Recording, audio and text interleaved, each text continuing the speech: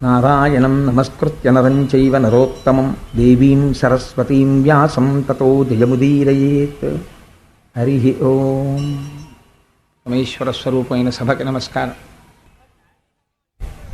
ఈనాడు మహాశివరాత్రి, అసుర సంధ్య వేళ.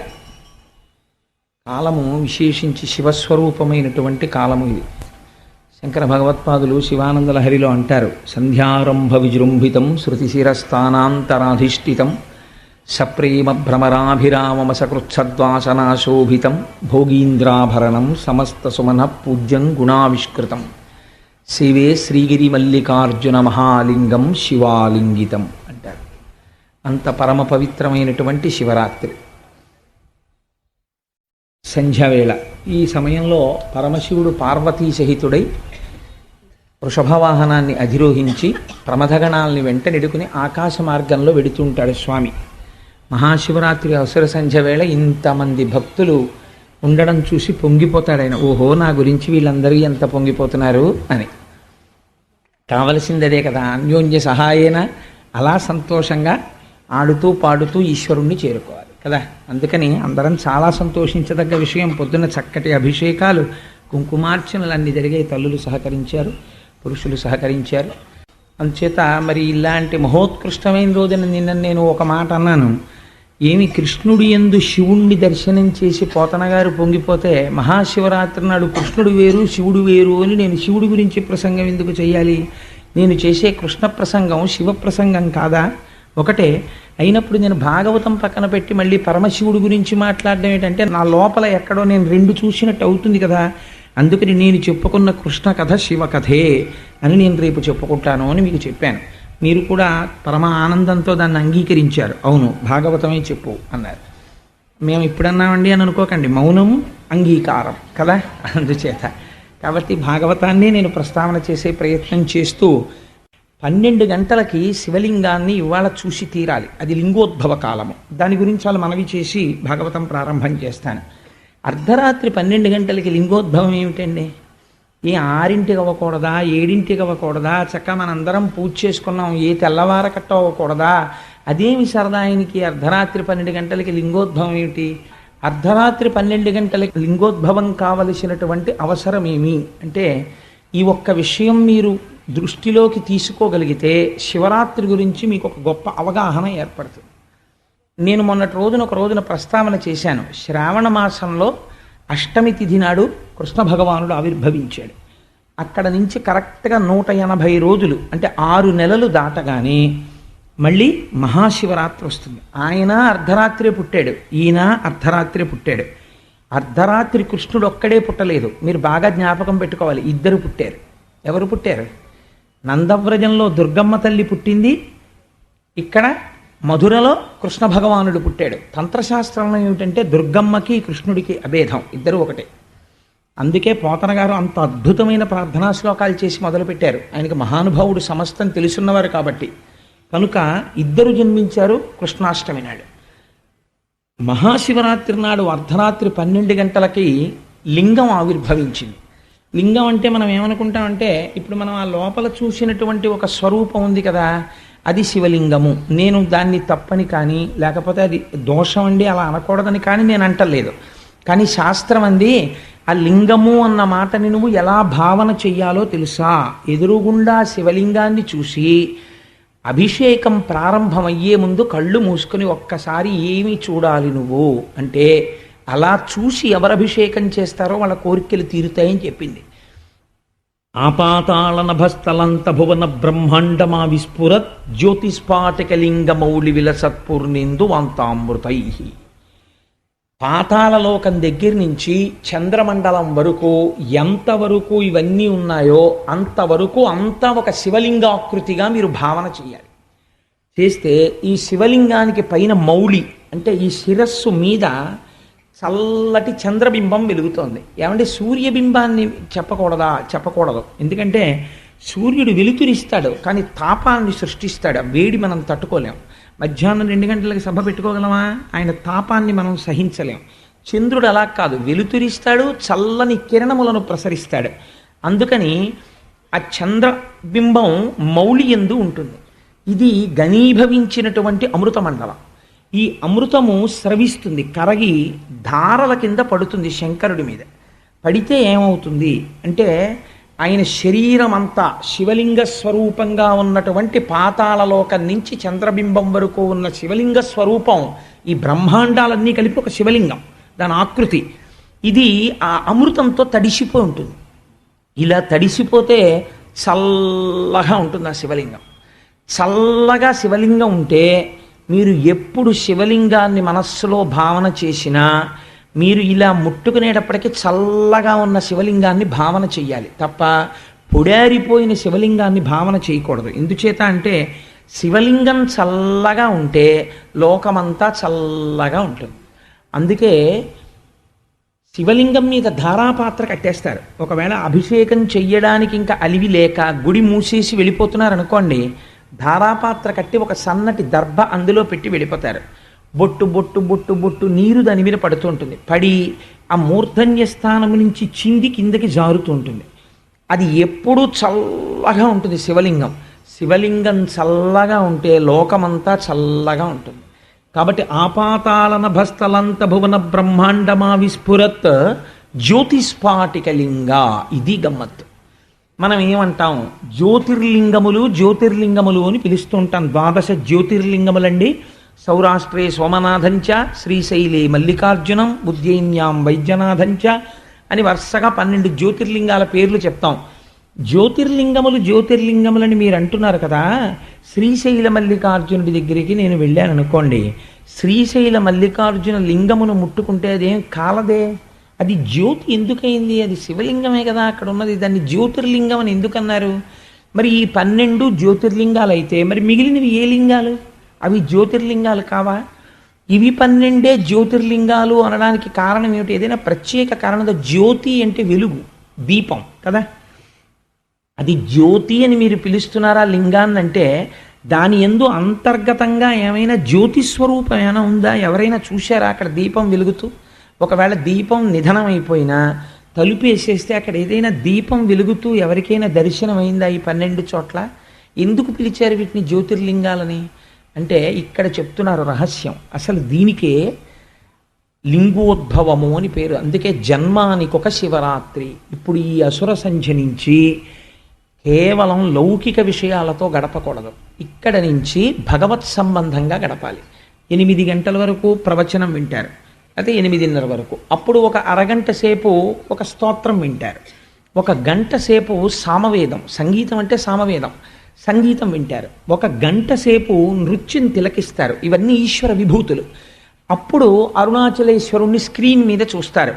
12 గంటలకి తెర తీస్తారు. తెర తీసి మళ్ళీ ఇప్పుడు నేను ఏ శ్లోకం చెప్పానో ఆ శ్లోకం చెప్తారు. ఆపాతాళనభస్థలాంత భువన బ్రహ్మాండమా విస్ఫురత్ జ్యోతిస్ఫాటికలింగ అంటారు. ఇది జన్మానికో శివరాత్రి. ఇలా గడుపు అని చెప్పింది శాస్త్రం. ఎందుకు ఈ జ్యోతిర్లింగం వచ్చింది అంటే మీకు జ్యోతి అవసరం ఎప్పుడు ఉంటుంది? దీపం అవసరం. జ్యోతి అంటే దీపం. దీపం అవసరం ఎప్పుడు అంటే మనం పూజ చేసేటప్పుడు దీపం పెడతాం, అది వేరు. దీపాలు పెట్టుకోవడం అన్నది ఎప్పుడు వేస్తాం? పగలు లైట్లు వెయ్యం, రాత్రి వేస్తాం. రాత్రి ఎందుకు వేస్తాం అంటే రాత్రి చీకటి. చీకటి అనగా ఏమి? సూర్యకాంతి లేకపోవడమే చీకటి. చీకటికి వేరే అస్తిత్వం లేదు. సూర్యకిరణములు పడలేదనుకోండి, సూర్యుడి వెలుతురు పడలేదు, సూర్యుడు ఇక్కడ ఉన్నాడు, భూమి ఇలా ఎదురుగుండా ఉంది పొద్దున్న, ఇప్పుడు భూమి ఇలా తిరిగింది, మనం ఇటు వచ్చేసాం. కాబట్టి ఇప్పుడు మనం చీకట్లో ఉన్నాం, సూర్యకిరణాలు అమెరికా మీద పడుతున్నాయి. కాబట్టి ఇప్పుడు అమెరికాలో సూర్యోదయం, మనం అంధకారంలో ఉన్నాం, చీకట్లో. చీకటి ఏం చేస్తుంది వెలుతురు లేకపోతే? ఇది బాగా జ్ఞాపకం పెట్టుకోండి జీవితంలో. చీకటి అన్నది అలుముకుంటుంది. అలుముకుని అన్ని వస్తువుల్ని తనలోకి తీసేసుకుంటుంది. ఉండవా వస్తువులు ఇక్కడే ఉంటాయి. ఏ వస్తువు ఏది తెలియదు. దుంగకి దొంగకి తేడా తెలియదు, తాడుకి పావుకి తేడా తెలియదు, కప్పకి మండ్ర కప్పకి తేడా తెలియదు. ఇలా తెలియకపోవడం వల్ల ఏమవుతుంది? భయము ప్రారంభమవుతుంది. చీకట్లో బయటికి వెళ్ళండి అన్నారనుకోండి, బాబాయ్ చీకటిగా ఉందండి అంటాడు. చీకటిగా ఉంటే భయం ఎందుకండి? కనపడడం లేదు ఎదురుగుండా ఉన్న వస్తువు. ఎదురుగుండా ఉన్న వస్తువు కనపడకపోవడం భయానికి కారణము. అసలు లోపల ఉన్నది ఒక చీకటి. ఏమిటా చీకటి అంటే అజ్ఞానం అనేటటువంటి చీకటి. ఈ అజ్ఞానము వల్ల ఏమవుతోంది? ఉన్న వస్తువు కనపడడం లేదు, లేని వస్తువు ఉన్నట్టుగా అనిపిస్తోంది. బాగా చీకటి పడిపోయింది. ఎవరో ఒక ఆయన రాత్రి 9 గంటలకు వెళ్ళిపోతూ అబ్బా ఇంకా ఈ దొంగ నేను మొయ్యలేకపోతున్నాను, రేపు పట్టుకెడదానిలే అని దొంగని తీసుకెళ్ళి ఓ గోడ దగ్గర పెట్టి వెళ్ళిపోయాడు. నాబోటి ఓ పిరికివాడు ఓ బాల్కనీలో మొహం కడుక్కుందామని చెప్పి రాత్రి 11 గంటలకు పడుకోబోయే ముందు వెళ్ళి ఒక్కసారి మొహం పడుకుందామని వెళ్ళి బాల్కనీలోంచి బయటికి చూశాడు. పక్కింటి వారి గోడ దగ్గర ఒక ఆయన గోడ మించి చూస్తున్నట్టుగా కనపడింది. అమ్మా దొంగ వచ్చేసాడు రా, చూస్తున్నాడు ఆను పాను కోసం, ఇంకా గోడ దూకుతాడు. ఇది కలగగానే ఏమవుతుంది? ఉద్విగ్నత కలుగుతుంది, భయం వేస్తుంది. అమ్మో దొంగ వచ్చేస్తున్నాడు అని. ఈ భావన కలగగానే నేనేం చేస్తాను? నక్కుతాను. అమ్మో దొంగ దూకుతాడు ఇంకా అని. నేను అలా చూస్తుంటే అజ్ఞానంలోంచి వచ్చేస్తుంది ఇంకా ఆలోచనలు. దొంగ అటు చూస్తున్నాడు, దొంగ ఇటు చూస్తున్నాడు. కాసేపటికి ఏమవుతుందో తెలుసా అండి? దొంగ ఆ ఇంట్లో ఏం లేవని నా ఇంటి వైపు చూస్తున్నాడు, ఇటు వద్దామని అని అనిపిస్తుంది. ఇంత చేసి ఇవన్నీ ఆఖరికి ఏం చేస్తాను? మా ఆవిడ్ని పిలిచి, ఉసే నువ్వు చాలా ధైర్యవంతురాలివి, నేను పిరికివాడిని, గోడ దూకడానికి సిద్ధంగా ఉన్నాడు దొంగ, చూడవే అన్నాను. అంటే అదండి మీ మొహం, దొంగలు ఎందుకు తిరుగుతారండి, ఇంకా కాసేపు ఆగితేనేమో సెకండ్ షో సినిమా నుంచి బోలుడు జనం వస్తారు, శివరాత్రి సభల నుంచి, దొంగ కాడేమో అని 5 సెల్స్ టార్చ్ వేసింది. ఇలాగా వేస్తే గోడ కాంచిన దుంగ కనపడింది. దుంగ కనపడగానే దొంగ ఏమయ్యాడు? వెళ్ళిపోయాడు అంతే. మరి దొంగ లేడా? లేడు. మరి ఎలా కనపడ్డాడు? ఇక్కడ కనపడ్డాడు. ఎందుకు కనపడ్డాడు? చీకటి వల్ల కనపడ్డాడు, అజ్ఞానం వల్ల. అజ్ఞానం పోవాలి, ఏం చేస్తే పోతుంది? వెలుతురు వస్తే పోతుంది, ఉన్నది ఉన్నట్టు కనపడుతుంది, అంతే కదండి. వెలుతురు రావాలి. ఆ వెలుతురునకు జ్ఞానము అని పేరు. ఆ జ్ఞానము కలిగిందనుకోండి, ఇప్పటి వరకు ఇది నేను ఇది నేను ఇది నేను అనుకున్నవాడు ఇది నేను కాదు, లోపల ఉన్న ఆత్మ నేను అని తెలుస్తుంది. ఇప్పుడు నా అంత వాణ్ణి నేనని ఇది చూపించి విర్రవీగడు. ఈశ్వరుడు లోపలున్నాడు, వాడు నేను, వాడు నిర్వహిస్తున్నాడు అంటాడు. ఇది ఎప్పుడు ఉండాలి? ఈ దీపం బాగా చీకటి ఇప్పుడు ఎక్కువైతే అప్పుడు దీపం ఉండాలి. దీపం దేన్ని ఆకర్షిస్తుంది? కటిక చీకట్లో కంటిని తళుక్కున పట్టుకునేది దీపమే పట్టుకుంటుంది. కాబట్టి ఇప్పుడు ఈశ్వరానుగ్రహంగా మనం అందరం అజ్ఞాన లంపటంలో పడిపోయి ఉంటే కనీసం ఒక్క మహాశివరాత్రి నాడైనా అర్ధరాత్రి వేళ లింగోద్భవం జ్యోతిస్వరూపంతో అయింది. అదే పెద్ద దీపస్తంభం వచ్చింది ఆకాశం నుంచి భూమి వరకు. సరే దాన్ని తుది మొదలు కనిపెట్టలేకపోయారు, అదంతా వేరొక కథ. కాబట్టి ఇప్పుడు ఈ జ్యోతి స్తంభం ఉన్నదే అదే అరుణాచలము. ఈ జ్యోతి స్తంభాన్ని ఒక లింగముగా మనం చూస్తాం. ఇది అరూపరూపి అంటే 3 రూపాలు ఉంటాయి పరమశివుడికి. ఒక రూపము శివ అంటారంటే మంగళప్రదుడు, అంతటా వ్యాపించి ఉంటాడు. ఎలా వ్యాపిస్తాడు? మీకు ఇందాక చెప్పాను, ఆపాతాళ నభస్థలంత భువన బ్రహ్మాండమా విస్ఫురత్. అంతా ఆయన ఉంటే మరి మేము ఉన్నాం కదండి అని మీరు నన్ను అడగచ్చు. శాస్త్రం అంది ఎదుర్వేదం, ఆవిస్ఫురత్ జ్యోతిస్పాటిక లింగమౌళి విలసత్పూర్ణేందు అంతామృతై అస్తోకాప్లుతమేకమీశమనిశం. ఉన్నదా ఒక్క వస్తువే ఉన్నది. ఈ సమస్త బ్రహ్మాండములు నిండిపోయి శివుడే ఉన్నాడు. మరి అదేమిటండి నేనున్నట్టు కనపడుతున్నాను? దొంగ 2 నీకు కనపడ్డట్టు. ఇప్పుడు జ్యోతిర్లింగం కనపడింది, అజ్ఞానం పోయింది, చీకటి పోయింది, దొంగయే కనపడినది, దొంగ పోయినాడు. అందుకని అజ్ఞానం బాగా ఎక్కువైంది. ఒక్క మహాశివరాత్రి అన్నా చెయ్యి. నేనే ఎందుకు చెయ్యాలి? 84 లక్షల జీవరాశులలో మహాశివరాత్రి చెయ్యగలిగిన అదృష్టం ఇతర ప్రాణులకు లేదు. ఒక కుక్కకి ఇవాళ లింగోద్భవం అవుతుంది, సాయంకాలం నుంచి మనం ఇలా కూర్చోవాలి, 12 గంటలకి ఇక్కడ తెర తీసి శివలింగం చూపించగానే హర హర మహాదేవ శంభో శంకర నరుస్తూ ఆ అభిషేకాన్ని చూసి తీర్థం తీసుకుని వెళ్ళి పడుకోవాలి అని దానికి తెలియదు. అది రాలేదు, తీసుకోలేదు. ఎవరు తీసుకోగలరో? ఒక్క మనుష్యుడు తీసుకోగలడు. అందుకని ఈ జన్మకి ఏది సాఫల్యత? ఏది చేసినా చేయకపోయినా ఒక్క శివరాత్రి నువ్వు అలా చెయ్యి. అలా చెయ్యకపోతే ఈ జన్మ వృధా అయిపోయినట్టే. కాబట్టి ఏమైంది? అలా నువ్వు శివుణ్ణి ఆరాధన చేస్తే జ్ఞానమే కాదు, దానితో పాటు జాయేత్ ఈప్సిత సిద్ధయే, నీ కోర్కెలన్నీ తీరిపోతాయి. ఏ కోర్కెలు నీకున్నాయో అవి నువ్వు పొందడం వల్ల యోగ్యత పొందుతావని ఈశ్వరుడు తీర్చేస్తాడు. తీర్చేసి పిల్లాడికి బాగా దగ్గుగా ఉంటుంది, నువ్వులు గుండా అన్నం తింటానంటాడు, అమ్మ పెట్టదు. అంటే అమ్మ కఠినరాలా కాదు, పెట్టకపోవడంలో అమ్మ సౌజన్యం ఉంది, జబ్బు పడిపోకుండా చూస్తోంది. అలా ఒక్కొక్క నాడు మీ కోరిక తీర్చకపోవచ్చు, మీకు ఇప్పుడు తెలియదు. కానీ ఆ కోరిక ఎందుకు తీర్చలేదు ఈశ్వరుడు అన్నది తరువాతి కాలంలో తెలుస్తుంది. నా దగ్గరికి ఒకరిద్దరు ఒకానొక సమయంలో వచ్చారు. వచ్చి వాళ్ళకు ఒక కోరిక తీరకపోతే, కోటేశ్వరారు మాకు ఈ కోరిక తీరలేదండి, మీరేమో భగవంతుడు అంటారు, అదంటారు, ఇదంటారు, మేము ఇన్ని నమస్కారాలు పెట్టుకుని వెళ్ళాం, ఆ కోరిక తీరలేదండి మాకు అన్నారు. అంటే నేను అన్నాను, వాళ్ళు ఈ సభలో ఉన్నారు అందుకని నేను చెప్పట్లేదు, బాగుండదు వాళ్ళు బాధపడతారని. అంటే నేను అన్నాను, ఏమండి మీరు కోరిక తీరలేదని బాధపడుతున్నారు, బాధపడకండి, ఈశ్వరుడు ఎందుకు తీర్చలేదో ఒకనాడు తెలిసిన తరువాత మళ్ళీ మీరే నా దగ్గరికి వచ్చి ఈశ్వరుడు ఈ కోరిక తీర్చకపోవడం ఎంత మంచిదైందో అని చెప్తారండి అన్నాను. వాళ్ళు ఖచ్చితంగా 3 నెలల్లో వచ్చారు. కోటేశ్వరారు నిజంగా మేము కానీ ఆనాడు ఆ కోరిక తీరి మేము అనుకున్న చోట ఉండి ఉంటే మేము అత్యంత సంక్లిష్టమైన స్థితికి వెళ్ళి ఉండేవారం, వెళ్ళకపోవడం ఎంత మంచిదైందో, ఈశ్వరానుగ్రహం తీర్చకపోవడంలో ఉందని ఇప్పుడు తెలుసుకున్నామండి అన్నారు. కాబట్టి మనకేం తెలుస్తుంది, ఒక్కొక్క నాడు కోరిక తీరకపోవడంలో అనుగ్రహం ఉంటుంది. కాబట్టి అలా చూడాలి ఈశ్వరానుగ్రహాన్ని. కాబట్టి ఈప్సిత సిద్ధయే, భగవంతుడు మిమ్మల్ని వృద్ధిలోకి తెచ్చే కోరికలు కల్పించి మరీ తీరుస్తాడు. అటువంటి జ్యోతిర్లింగము ఏది ఉన్నదో ఆ శివలింగమును దర్శనము చేయుట, దానికి మహాశివరాత్రి అని పేరు. ఇంకా ఇంతకన్నా నేను ఇవాళ మహాశివరాత్రి గురించి విశ్లేషణ చేయవలసిన అవసరం ఉంది అని నేను అనుకోవట్లేదు. ఎందుకంటే ఇంకా తర్వాత మనం ఎలాగో ఈ సభలో అంతా అదే కదా జరపబోయేది. అందుకని మీకు ఆశ్చర్యం వేయచ్చు, ఏమండి మీరేమో నిన్న సాయంకాలం వరకు భాగవతం చెప్పినప్పుడు కృష్ణుడే అన్నీ కృష్ణుడే అన్నీ కృష్ణుడే అన్నీ అన్నారు, మీరేమో ఇవాళ సాయంకాలం కూర్చుని ఇప్పుడు ఈ అరగంటనేమో మళ్ళీ శివుడే అన్నీ శివుడే అన్నీ శివుడే అన్నీ అన్నారు, మళ్ళీ అదిగో పుస్తకం తీస్తున్నారు, మళ్ళీ మొదలెట్టి మళ్ళీ కృష్ణుడే అన్నీ కృష్ణుడే అన్నీ అంటారు. పొద్దున్నేమో మళ్ళీ దేవీ నవరాత్రులు వచ్చేటప్పటికి అమ్మవారే అన్నీ అమ్మవారే అన్నీ అమ్మవారే అన్నీ అంటారు. మీ నాలికకి నరం లేదా, ఏమిటంటే అలా అంటారు అని మీరు అనుకోవచ్చు. మీరు ఒకటి జ్ఞాపకం పెట్టుకోండి, అన్ని పురాణములకు కర్త వ్యాసుడే.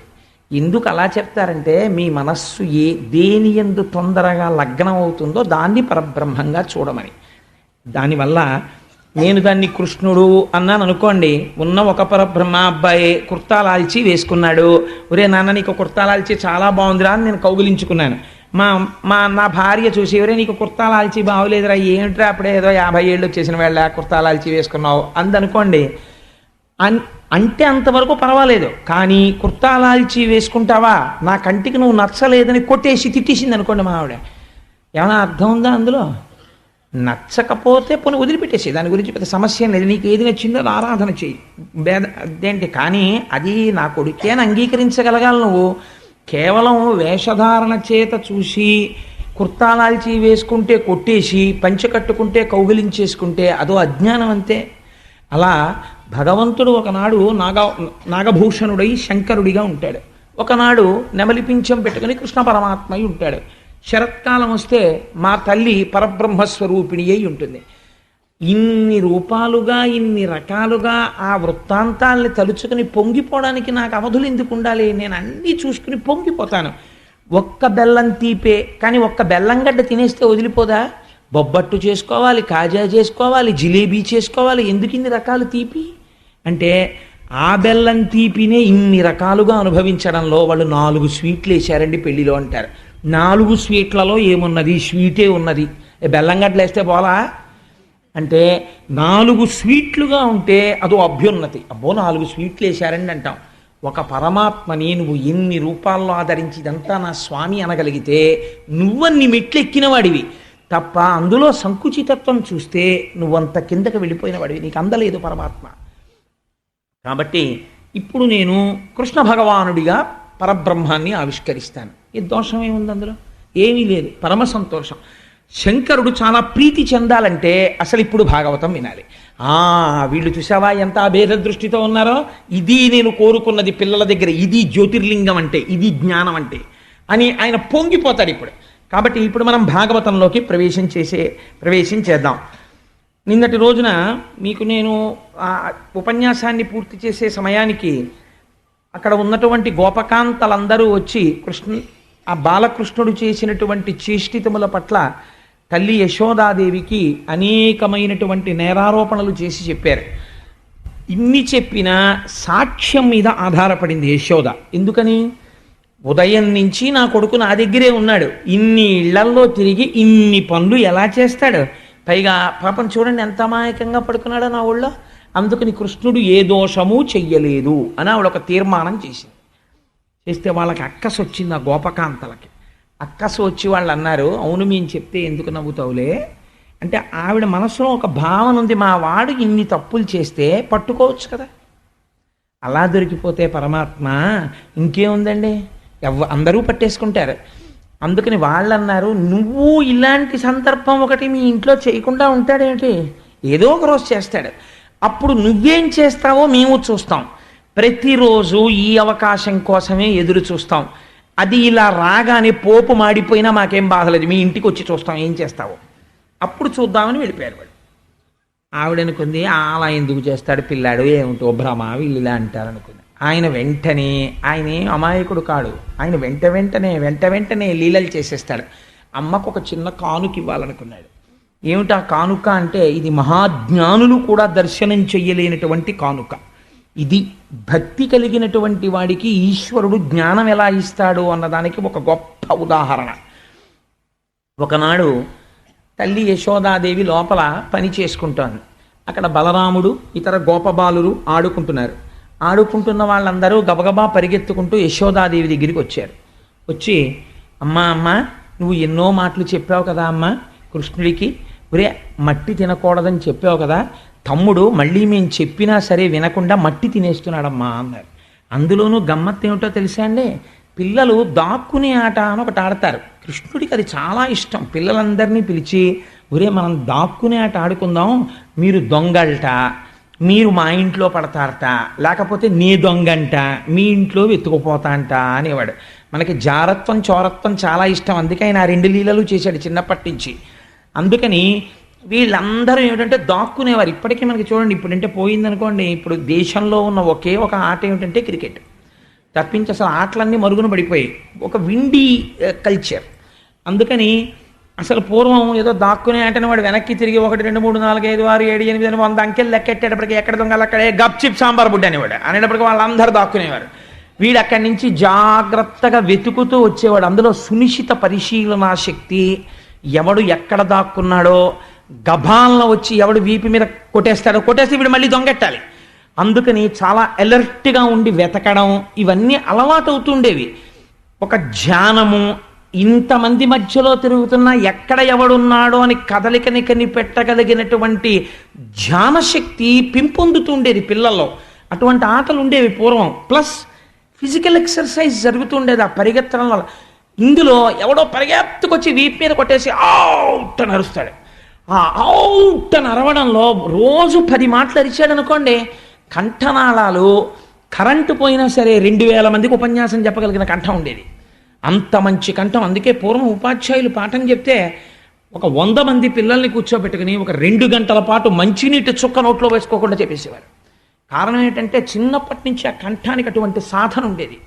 ఇవాళ పిల్లలు ఆడుకోవడానికి ఓ పార్క్ ఏదో ప్లే గ్రౌండ్ ఏది, ఓ సందు ఉందనుకోండి, 3 పుల్లలు, ఓ పుల్ల, ఓ బ్యాటు, ఓ బాలు, మా కారుకు తగులుతాయి, మా అద్దాలకు తగులుతాయని కంప్లైంట్, ఓ దొంగాట ఆడుకున్నట్టు ఆడుకోవడం. అందులో ఏమిటి, that is not the atmosphere required for playing cricket. కానీ అంతకన్నా ఇంకో ఆట ఆడుకోవాలి. కానీ ఇవాళ చిత్రం ఏంటంటే అది లేదు. లేకపోవడంలో చాలా ట్రబుల్స్ వస్తున్నాయి, చాలా అనారోగ్యాలు, చాలామందికి థ్రోట్కి సంబంధించినటువంటి ప్రాబ్లమ్స్. ఎందుకంటే చిన్నతనంలో అలా అరవక, అలా ఆడక. కాబట్టి కృష్ణ పరమాత్మ చక్కటి ఆటలు ఆడుతున్నారు. ఆడుతుంటే దొంగాట ఆడేటప్పుడు ఈయనకు మంచి సావకాశం ఉండేది. అందరూ దాక్కుంటారు కదా, ఈయన కూడా దాక్కునేవాడు ఎక్కడో. దాక్కుని ఇప్పుడు ఎవరు దగ్గరికి రారు, ఎక్కడున్నవాడు అక్కడే దాక్కోవాలి. అందుకని ఈయన ఒక్కడూ కూర్చుని మట్టి తీసి నోట్లో పోసుకుంటూ ఉండేవాడు. కారణం ఏమిటంటే ఆ భూకాంత ఎంత పొంగిపోయిందో ఇక్కడ కాదు, ప్రథమ స్కంధంలో చెప్తారు దాన్ని. ఆవిడ చెప్పుకుంది, ఒకనాడు ఆ శ్రీలలనీశుడు ఆ స్వామి ఈ భూమి మీద నడిచాడు. నేను అదృష్టవంతురాల్ని, ఇవాళ అవతారం లేదంటుంది కృష్ణావతారం తర్వాత. అలా ఆ భూకాంత పొంగిపోవడం కోసమని ఆ మట్టి తీసి ఆయన నోట్లో పోసుకునేవాడు. ఈలోగా అక్కడెక్కడో దాక్కున్నవాడు ఇలా చూశాడు కృష్ణుడు నోట్లో మట్టి పోసుకోవడం. పిల్లలకి ఎంత సరదాగా ఉంటుందంటే పక్కవాడు ఏదైనా దొరికితే వెళ్ళి వాళ్ళ అమ్మా నాన్నకి చెప్పాలి. అందుకని బలరాముడికి చెప్పారు, ఒరే బలరామా బలరామా మీ తమ్ముడు మట్టి తినేస్తున్నాడు రా అని. ఈయన అని పెట్టుకుని నిలబడ్డాడు. నిలబడితే ఇంకా అనుమానం ఎక్కువైపోతుంది కదా, మట్టి తినేసాడని. కాబట్టి అందరూ కలిపి ఇది చెయ్యట్టుకుని లాక్కుంటూ యశోద దగ్గరికి తీసుకెళ్లారు. యశోద అదృష్టమే అదృష్టం అండి. నిజంగా జీవితంలో యశోద లాంటి జన్మ ఉన్నవాళ్ళు అరుదు. అందుకే యశోద చాలా గొప్ప పేరు. ఆ పేరు కూడా భగవంతుడు అందుకే అలా పెట్టాడేమో ఆవిడికి. అసలు యశోద 3 అక్షరాల పేరు, ఆడవాళ్ళు పెట్టుకోవడానికి యోగ్యమైన పేరు. అసలు చాలా చోట్ల ఇవాళ ఆ పేరే లేదు. ఆశ్చర్యం, చాలామంది యశోద అన్న పేరే పెట్టుకోవట్లేదు ఇప్పుడు. అందుచేత ఆ యశోద దగ్గరికి పరమాత్మ వెడితే ఆవిడంది, మన్నీటికి భక్షింతువు మన్నియమము లేల మన్నింపవు అన్నయు సకులను చెప్పెద రన్నామన్నేల వేరు పదార్థము లేదే. ఎరా కృష్ణ, ఎన్ని మాటలు చెప్పాను నీకు మట్టి తినద్దని అంటే ఆవిడ వెంటనే నమ్మేసింది. వీళ్ళందరూ చెప్పారు కాబట్టి. ఆయన ఏం తక్కువవాడు కాడు, తిన్నాడు. కాబట్టి మన్నీటికి భక్షింతువో, మంది ఎందుకు తింటున్నావు? నేను ఇంతకుముందు నీకు ఎన్నో మాటలు చెప్పాను. ఈ లీలకున్న గొప్పతనం ఏమిటో తెలుసా అండి? యశోద యొక్క అదృష్టాన్ని ఆవిష్కరిస్తోంది ఈ లీల. ఇది మీరు బాగా గుర్తుపెట్టుకోవాలి. తల్లి పిల్లల్ని ఇలా అడిగేటప్పుడు ఇలా చేతులు కట్టుకుని మన్నీటికి భక్షింతువో అని అడగదు కదా. ఒరే మన్ని ఎందుకు తింటున్నావురా అని అడగవలసి వచ్చింది అనుకోండి, అమాంతం పిల్లాన్ని ఇలా రెక్క పెట్టుకుని ఏరా మన్ని ఎందుకు తిన్నావు అంటుంది. ఇలాగా ఇలా చూపించడమే పరమాత్మ దగ్గర. భగవంతుణ్ణి పట్టుకుని వేదాంగములు చదివిన వాళ్ళు ఇలా తప్ప ఆయన దగ్గర ఇలా అనడం, ఆఫీస్ నమస్కారాలు ఆయన దగ్గర కుదరవు. అలాంటిది ఆయన దగ్గరికి వెళ్ళి ఇలా చూపించడమా, ఇలా చూపిస్తే ఆయన బెంగ పెట్టుకుని ఇలా నిలబడ్డమా భయపడి, అలా లొంగిపోయినటువంటి స్వరూపం ఒక్క యశోద దగ్గర తప్ప ఎక్కడైనా ఉందా? ఇది యశోద అదృష్టాన్ని చూపిస్తున్నారు ఆ పద్యంలో పోతన గారు. ఇది పోతన గారి ఆర్తి. మన్నేటికి భక్షింతువో, ఆయన ఎవరు? లోకములకన్నిటికీ నడువడి నేర్పినవాడు. వేదము ఆయన యొక్క మాట, అపౌరుషేయము. వేదము ఆయన పలికితే వినపడింది ఋషులకి సమాధిలో. ఆ వేదము చేత ఆయన కట్టడి చేశాడు ప్రపంచం ఇలా ఉండాలని. ప్రపంచమునకు మార్గదర్శనం చేసినటువంటి మహాపురుషుడైనటువంటి పరమాత్మని ఈవిడ మార్గదర్శనం చేస్తోంది. నువ్వు ఇలా ఎందుకు చేశావు, నేను ఇలా చెయ్యమని చెప్పాను కదా. సృష్టిలో ఇది ఉందండి ఎక్కడైనా? ఈశ్వరుడి దగ్గరికి వెళ్ళి ఈశ్వర నేను చెప్పినందుకు నువ్వెందుకు నడవలేదు అని అడగగలగడం. పోనా అలా అడగడానికి ఈవిడ ఏమైనా తపస్సు చేసి ఈశ్వరుణ్ణి ప్రత్యక్షం చేసుకుందా అంటే, కేవలం ఒక అజ్ఞురాలు గోపిక ఈవిడ ఇలా చూపించి అడుగుతోందమ్మ. మన్నేటికి భక్షింతువు నియమము లేల మన్నింపవు. నేను చెప్పింది నువ్వెందుకు వింటలేదు? నేను చెప్పాను మట్టి తినద్దని, నువ్వు తిన్నావు. ఇదిగో వీళ్ళందరూ చెప్తున్నారు, నియమము లేల మన్నింపవు అన్నయు సఖులును చెప్పెదరు. అన్న చెప్తున్నాడు, నీ స్నేహితులు చెప్తున్నారు. అన్నయు సఖులును చెప్పెదరన్నామన్నేల వేరు పదార్థము లేదే. ఏరా తిన్నావు, మట్టే తినాలా? నీకు ఎన్ని మాటలు చెప్పాను మట్టి తినద్దని. వెంటనే ప్రత్యామ్నాయం చెప్తుంటాం మనం. నీకు ఎన్నో మాటలు చెప్పాను చాక్లెట్లు కొనుక్కోవద్దు, పళ్ళు పాడైపోతామని. ఆ చాక్లెట్లే తింటాం ఎందుకు? ఏం యాపిల్ పండు తినకూడదా, బిస్కెట్లు తినకూడదా అని తండ్రి మొత్తుకుంటాడు పిల్ల దగ్గర. కానీ అది మాత్రం చాక్లెట్లే కొనుక్కుంటుంది కదా. అలా ఒక మాట ఇలా చూపించి అడుగుతున్నారు. మన్నీటికి భక్షింతు నియమము లేల మన్నింపవు అన్నయు సఖులును చెప్పెదరన్నామన్నేల వేరు పదార్థము లేదే. ఏ మట్టి తినడం ఎందుకు? వేరే పదార్థం లేదా? తినకూడదా? ఇది ఈనాటి మాట కాదు, కృష్ణుడి దగ్గర నుంచే ఉందన్నమాట ఈ మాట. అంటే ఏం మట్టి తింటాం ఎందుకురా? ఇంట్లో చక్క మెత్తటి వెన్నుంది, నెయ్యి ఉంది, పెరుగుంది, అవన్నీ తినకూడదు, ఈ మట్టి తింటామేంటి అని అడిగింది. అంటే ఆయన చూడండి, పోతన గారి గొప్పతనం ఎక్కడో తెలుసా అండి? పిల్లలు చెయ్యని పనికి ఇలా నిలదీశారనుకోండి, 10 మంది తీసుకొచ్చి వాళ్ళకి కోపం వచ్చేస్తుంది. కోపం వచ్చేసి నేను అమ్మతో మాట్లాడుతున్నాను, నేను నాన్నగారితో మాట్లాడుతున్నాను అని వాళ్ళు అనుకోరు. ఏంటంటే నాన్నగారండి ఎవరో నేను చాక్లెట్ తిన్నానని చెప్తే మీరు నమ్మేసేయడమేనా? నేను ఏదో చాక్లెట్లు సంబంధించినటువంటి కాగితం ముక్కలు చేత్తో పట్టుకున్నాను, తిన్నదేమో రామకృష్ణారావు అమ్మాయి తింది, నాకేమో చేతిలో ఆ కాగితాలు పెట్టింది, కాగితాలు నా చేతిలో పెట్టినందుకు మీరేమో నేను తిన్నానంటారు, నేను తిన్నా, నాకు కావాలంటే నా నోరు చూసుకోండి అంటారు. అయ్యో మనం అలా నిలదీయచ్చా నాన్నగారిని అని ఉండదు. ఎందుకని? అది పిల్లలకుండే స్వాతంత్రం అలా ఉండాలి. కృష్ణుడు అప్పుడు ఏమని ఉంటాడో, పోతన గారు ఎలా దర్శనం చేశారో చూడండి మహానుభావుడు. అమ్మా మన్ను తినంగనే శిశువునో యాకొంటినో వెర్రినో నమ్మంచూడకు వీరి మాటలు మదిన్న నీవు కొట్టంగా దారిం మార్గమ్ము ఘటించి చెప్పెదరు కాదేనిన్ మదీయస్య గంధం అఘ్రాణము చేసి నా వచనము తప్పైన దండింపవే అన్నాడంతే. ఒకటే పద్యం. పోతన గారికి అలా పడిందంటే మహానుభావుడికి ఘంటం అలా కదిలింది ఆయనకి.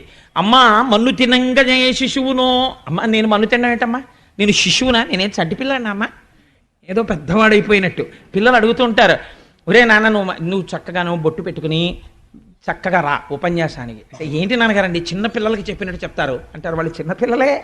అలా అమ్మా మన్ను తిన్నంగానే శిశువునో యాకొంటినో విర్రినో, ఎంత పెద్దవాడైపోయాడో చూడండి అమ్మ దగ్గర. ఏమిటమ్మా నేనేం చేతకాని వాడినా, శిశువునా, నేనేం వెర్రాడినా, ఏంటమ్మా మట్టి తిన్నావు అని వీళ్ళ మాటలు నమ్మాడు, నన్ను అలా అనేస్తున్నావు నువ్వు, ఇలా అంటావు అస్తమానం నన్ను అని. నమ్మంజూడకు వీరి మాటలు మదిన్ నన్నీవు కొట్టంగా దారిం మార్గమ్ము ఘటించి చెప్పెదరు. నన్ను నువ్వు కొట్టడం కోసమని వీళ్ళందరూ లేనిపోని చాడీలన్నీ కల్పించి చెప్తున్నారు. ఎప్పుడైనా కొట్టిందండి భాగవతంలో ఇప్పటి వరకు మనం విన్నాం? కొట్టిన సందర్భం లేదు. కానీ ఈయన మళ్ళీ తిరగబడి చాట్ షీట్ ఇచ్చేస్తున్నాడు అమ్మకి. నన్నీవు కొట్టంగా దారిం మార్గమ్ము ఘటించి చెప్పెదరు కాదేనిన్ మదీయాస్య గంధం అఘ్రాణము చేసి.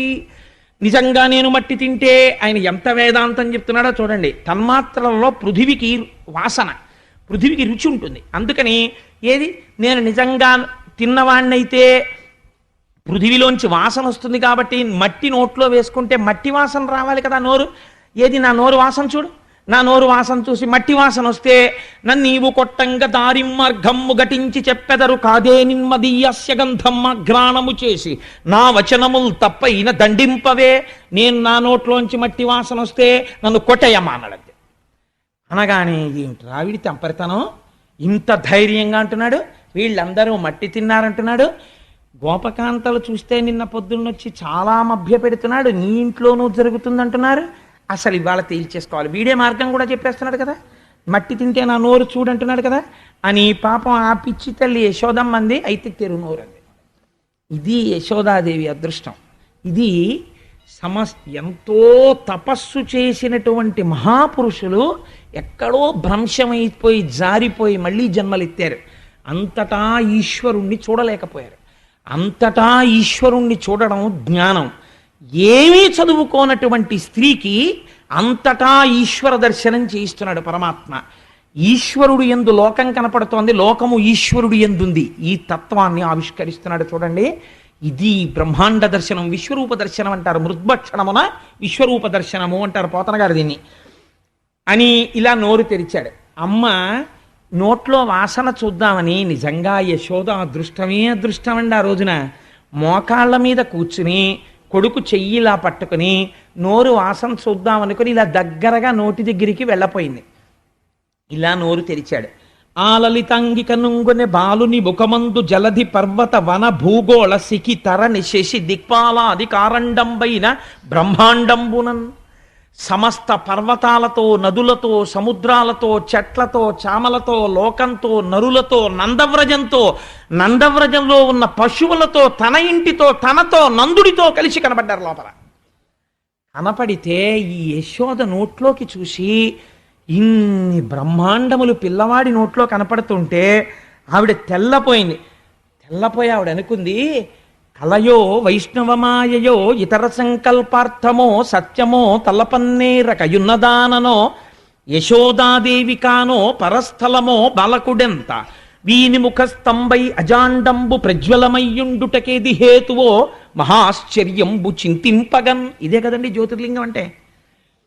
నోరు తెరిస్తే ఆ నోట్లో ఉన్నవన్నీ చూసి యశోదంది, ఏం ఆశ్చర్యం, కలయో వైష్ణవమాయయో ఇతర సంకల్పార్థమో సత్యమో. ఇది కళ, వైష్ణవమాయ, ఏదైనా సంకల్పమా, అసలు లేకపోతే ఇది సత్యమా, యశోదాదేవి కాను, అసలు నేను యశోదనేనా?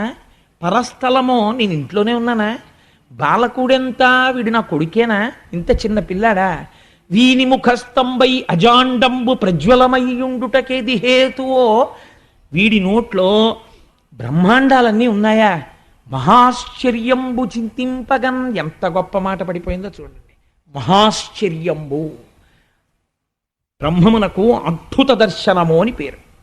మహాశ్చర్యంబు చింతింపగన్, ఆలోచిస్తే చాలా ఆశ్చర్యకరంగా ఉంది. పిల్లవాడు ఏమిటి, పిల్లవాడి నోట్లో బ్రహ్మాండాలు ఏమిటి అని ఆవిడ తెల్లపోయింది. మీరు మామూలుగా ఆలోచన చేస్తే, ఏమండి ఇవన్నీ ఎలా కుదురుతాయండి, ఓ చిన్న పిల్లవాడి నోట్లో అన్నీ ఉంటాయా అని మీరు నన్ను అడగవచ్చు. మిమ్మల్ని నేను ఒక ప్రశ్న వేస్తాను, ఊహ చెయ్యండి. శంకర భగవత్పాదులు ఒక అద్భుతమైన శ్లోకం ఇచ్చారు దక్షిణామూర్తి స్తోత్రంలో. బీజస్యాం తరివాంకురో జగదిదం ప్రాంగ్ నిర్వికల్పం పునః మాయా కల్పిత దేశ కాల కలన వైచిత్ర చిత్రీకృతం మాయావీవ విజృంభయత్యపి మహాయోగి వయశ్రేచ్ఛయా అని. అందులో బీజస్యాం తరివాంకురో, ఒక రావి చెట్టు ఉంది. రావి చెట్టు ఎంత పెద్దది? చాలా పెద్ద రావి చెట్టు. ఇంత పెద్ద రావి చెట్టు యొక్క మూలము లేదా ఆ రావి చెట్టు యొక్క సూక్ష్మ దశ ఎక్కడ ఉన్నది అంటే, ఇంత రావి చెట్టు కూడా ఇంత చిన్న విత్తనమునందు ఉన్నది. లేకపోతే దాని నిర్మాణమునకు సంబంధించిన సమస్త ప్రక్రియ విత్తనం బద్దలై అందులోంచి ఎలా వచ్చింది? అందులో ఉంది కాబట్టి పైకొచ్చింది. కానీ సూక్ష్మావస్థ యందు అణిగి ఉన్నది, అందులోంచి రావి చెట్టు రాదు అని మీరు చెప్పింది నిజమైతే విత్తనంలోంచి చెట్టు రాకూడదు. రావి చెట్టు అందులోనే ఉన్నది నిజమైతే విత్తనంలోంచి చెట్టు వచ్చింది. మీకు ఇంకొక ఉదాహరణ చెప్తాను. ఒక నువ్వు గింజ యందు కొన్ని కోట్ల కోట్ల నువ్వు గింజలు ఉన్నవి. ఎలా అని మీరు నన్ను అడగచ్చు. ఒక నువ్వు గింజ తీసుకెళ్ళి అందులోనే మొత్తం నువ్వు గింజలకి సంబంధించిన సృష్టి అంతా ఉంది. ఒక నువ్వు గింజ మీరు భూమిలో పెట్టారనుకోండి, ఒక నువ్వు చెట్టు లేస్తుంది. ఇప్పుడు దానికి ఇన్ని నువ్వులు వస్తాయి. ఇన్ని నువ్వులు తీసుకెళ్ళి మళ్ళీ మీరు వేస్తే అన్ని చెట్లు వస్తాయి, అన్ని నువ్వులు వస్తాయి. మళ్ళీ ఆ నువ్వులు వేస్తే ఇన్ని నువ్వులు వస్తాయి. ఇలా వెళ్ళిపోతే ఒక నువ్వు గింజలోంచి ఎన్ని నువ్వులు వచ్చాయి? వీటన్నిటికీ వెనక్కి వెళ్ళండి, ఆదేది ఒక నువ్వు గింజే. ఒక నువ్వు గింజలోంచి ఇన్ని నువ్వు గింజలు వచ్చినట్టే బ్రహ్మమునందే లోకమంతయు ఉన్నది. లోకమునందు లోకము బ్రహ్మమే అయి ఉన్నాడు. మీకు ఇంకొక ఉదాహరణ చెప్తే నేను ఈ విశ్వరూపత సందర్శనాన్ని బాగా పూర్తి చేసిన వాడిని అవుతాను. ఇంత మట్టి ముద్ద తెచ్చి అక్కడ పెట్టి ఈ మట్టి ముద్దని చిలిపి సహస్రలింగార్చనకి చిన్న చిన్న చిన్న చిన్న శివలింగాలు చేశారు. అందులోంచే సహస్రలింగార్చన చుట్టూ పెట్టడానికి ఇన్ని ప్రమిదలు చేశారు. అందులోంచే సహస్రలింగానికి నైవేద్యం పెట్టడానికి ఓ చిన్న మట్టి పాత్ర చేశారు. అందులోంచే సహస్రలింగానికి నైవేద్యం పెట్టడానికి ఓ చిన్న గ్లాసు చేశారు. అందులోంచే ఉద్ధరిని ఒకటి తయారు చేసి అందులో పెట్టారు. ఇప్పుడు ఇవన్నీ ఎందులోంచి వచ్చాయి? శివలింగము మట్టిలోంచి వచ్చింది. శివలింగమునకు పెట్టవలసిన దీపములకు సంబంధించిన ప్రమిదలు మట్టిలోంచి వచ్చాయి. శివలింగమునకు పెట్టవలసినటువంటి అభిషేక నైవేద్య పాత్ర మూకుడు మట్టిలోంచి వచ్చింది. దానికి నైవేద్యం పెట్టడానికి మీరు పెట్టుకునే జలపాత్ర దీంట్లోంచి వచ్చింది. దాని ఉద్ధరిణి దీంట్లోంచి వచ్చింది.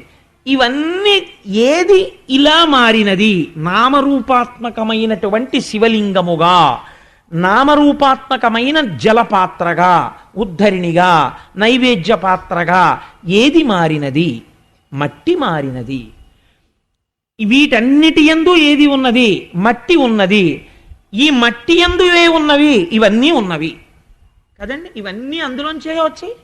నామరూపాత్మకమైన జగత్తంతటా వ్యాపించి ఏది ఉన్నది? మట్టే ఉన్నది.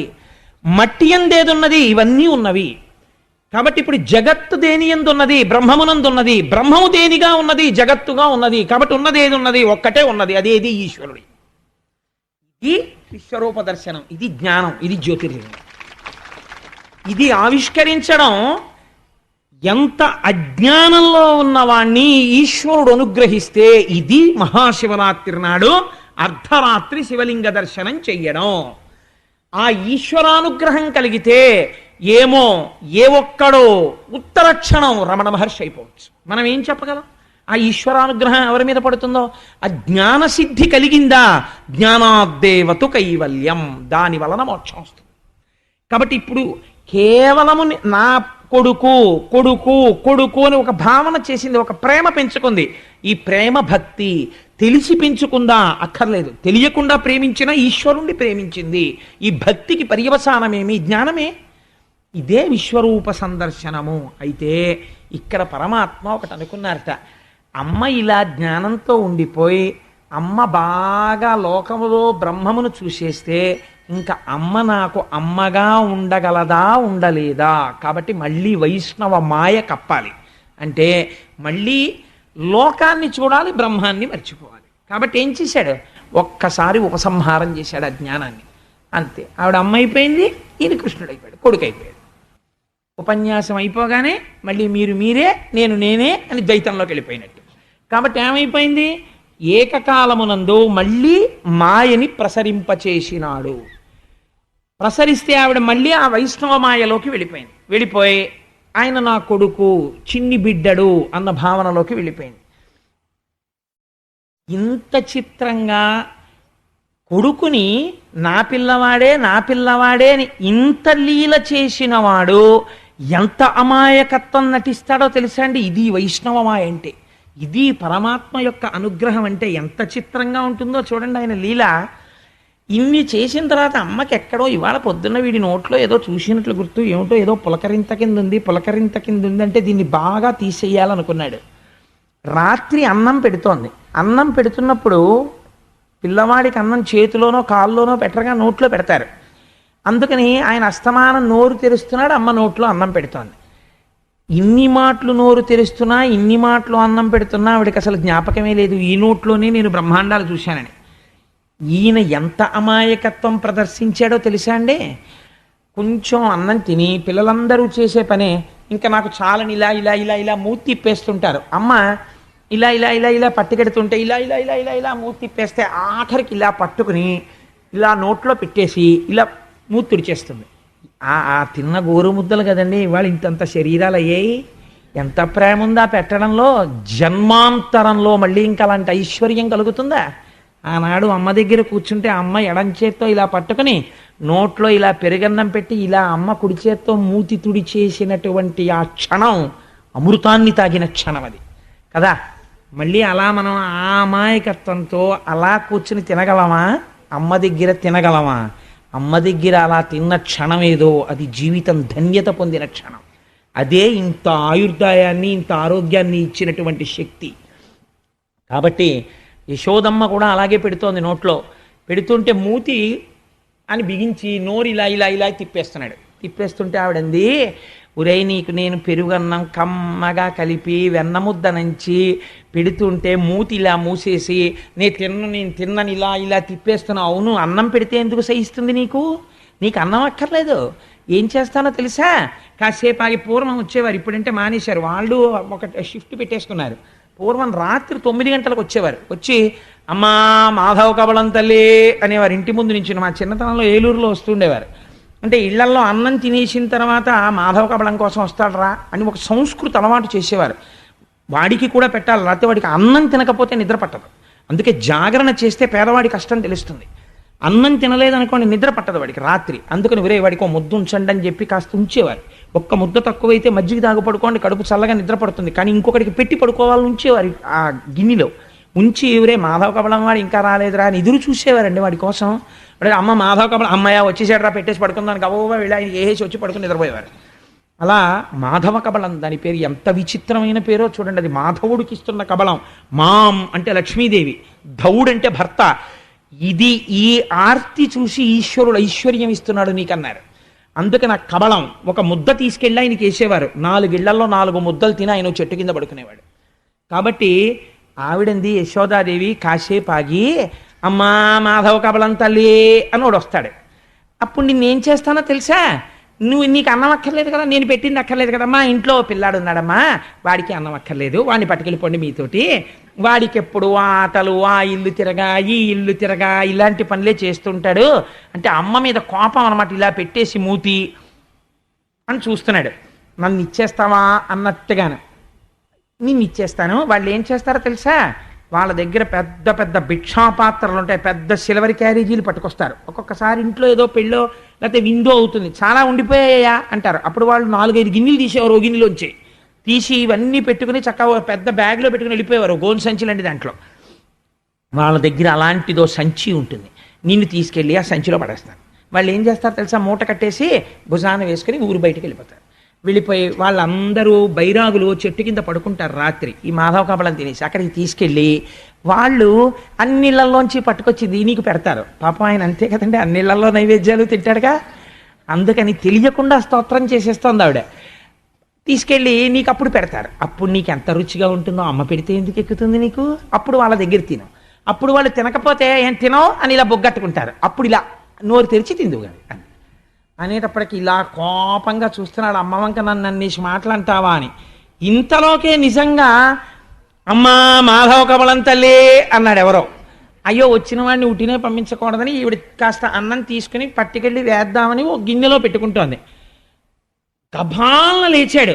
వెనక నుంచి అమ్మ 2 కాళ్ళు గట్టిగా పట్టేసుకుని ఆ చీరలోకి తల పెట్టేశాడు. వదలడు అడుగులేద్దామంటే, ఉరే వదలరా అంటే, భిక్షులు ఒత్తురు ఏడ్చిన భిక్షాపాత్రమున వేయిచి బెగడించి నిను శిక్షింతురని చెప్పిన భిక్షులకని తల్లి కనియు భీతిల్లు నృపా. అమ్మ వంక మాధవ కబలం తల్లి అన్నవాడి వంక చూసి ఇలా భయపడిపోయి అమ్మ నన్ను వేసేస్తావా, అమ్మ నన్ను వేసేస్తావా అన్నట్టు ఇలా చూస్తుంటే, ఓరి పిచ్చి కన్నా నిన్ను వేసేస్తానా, లేక లేక పుట్టినవాడివి ఎందుకు వేస్తాను, అన్నం తింటాననేవాడు. కూర్చో, వాడికి మాధవ కబలం వేసి వచ్చేస్తానంటే, అమ్మ నన్ను వేసేకే, అమ్మ నన్ను ఇచ్చేకే, అమ్మ నన్ను ఇచ్చేకే, నిన్ను ఇవ్వనురా, నువ్వు కూర్చో, నిన్ను ఎందుకు ఇచ్చేస్తాను రా, నువ్వు నా కన్నవాడివి, నిన్ను ఇస్తానా నాన్న అని ముద్దు పెట్టుకుని అక్కడ కూర్చోపెట్టి వేసి వస్తే అప్పుడు దొంగ నవ్వు నవ్వితే ఆ నవ్వు చూసుకుని యశోద మురిసిపోయేది.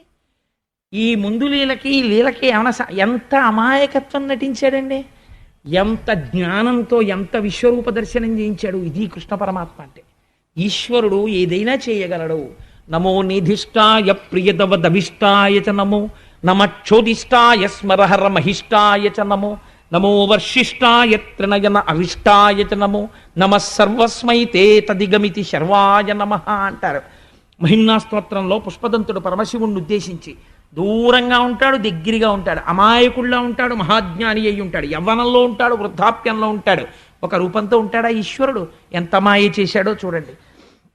అందుకని ఈ స్తోత్రం అయిపోయిన తర్వాత, ఈ లీల అయిపోయిన తర్వాత అసలు ఇది వింటున్నటువంటి పరీక్షిత్తుకి కడుపు మండిపోయింది. ఎందుకు మండిపోయిందంటే ఆయన అన్నాడు, ఏమయ్యా ఎప్పుడైనా ఓ నోము నోచిన వాళ్ళు ఉంటారు, ఓ వ్రతం చేసిన వాళ్ళు ఉంటారు, అభిషేకం చేసుకున్న వాళ్ళు ఉంటారు.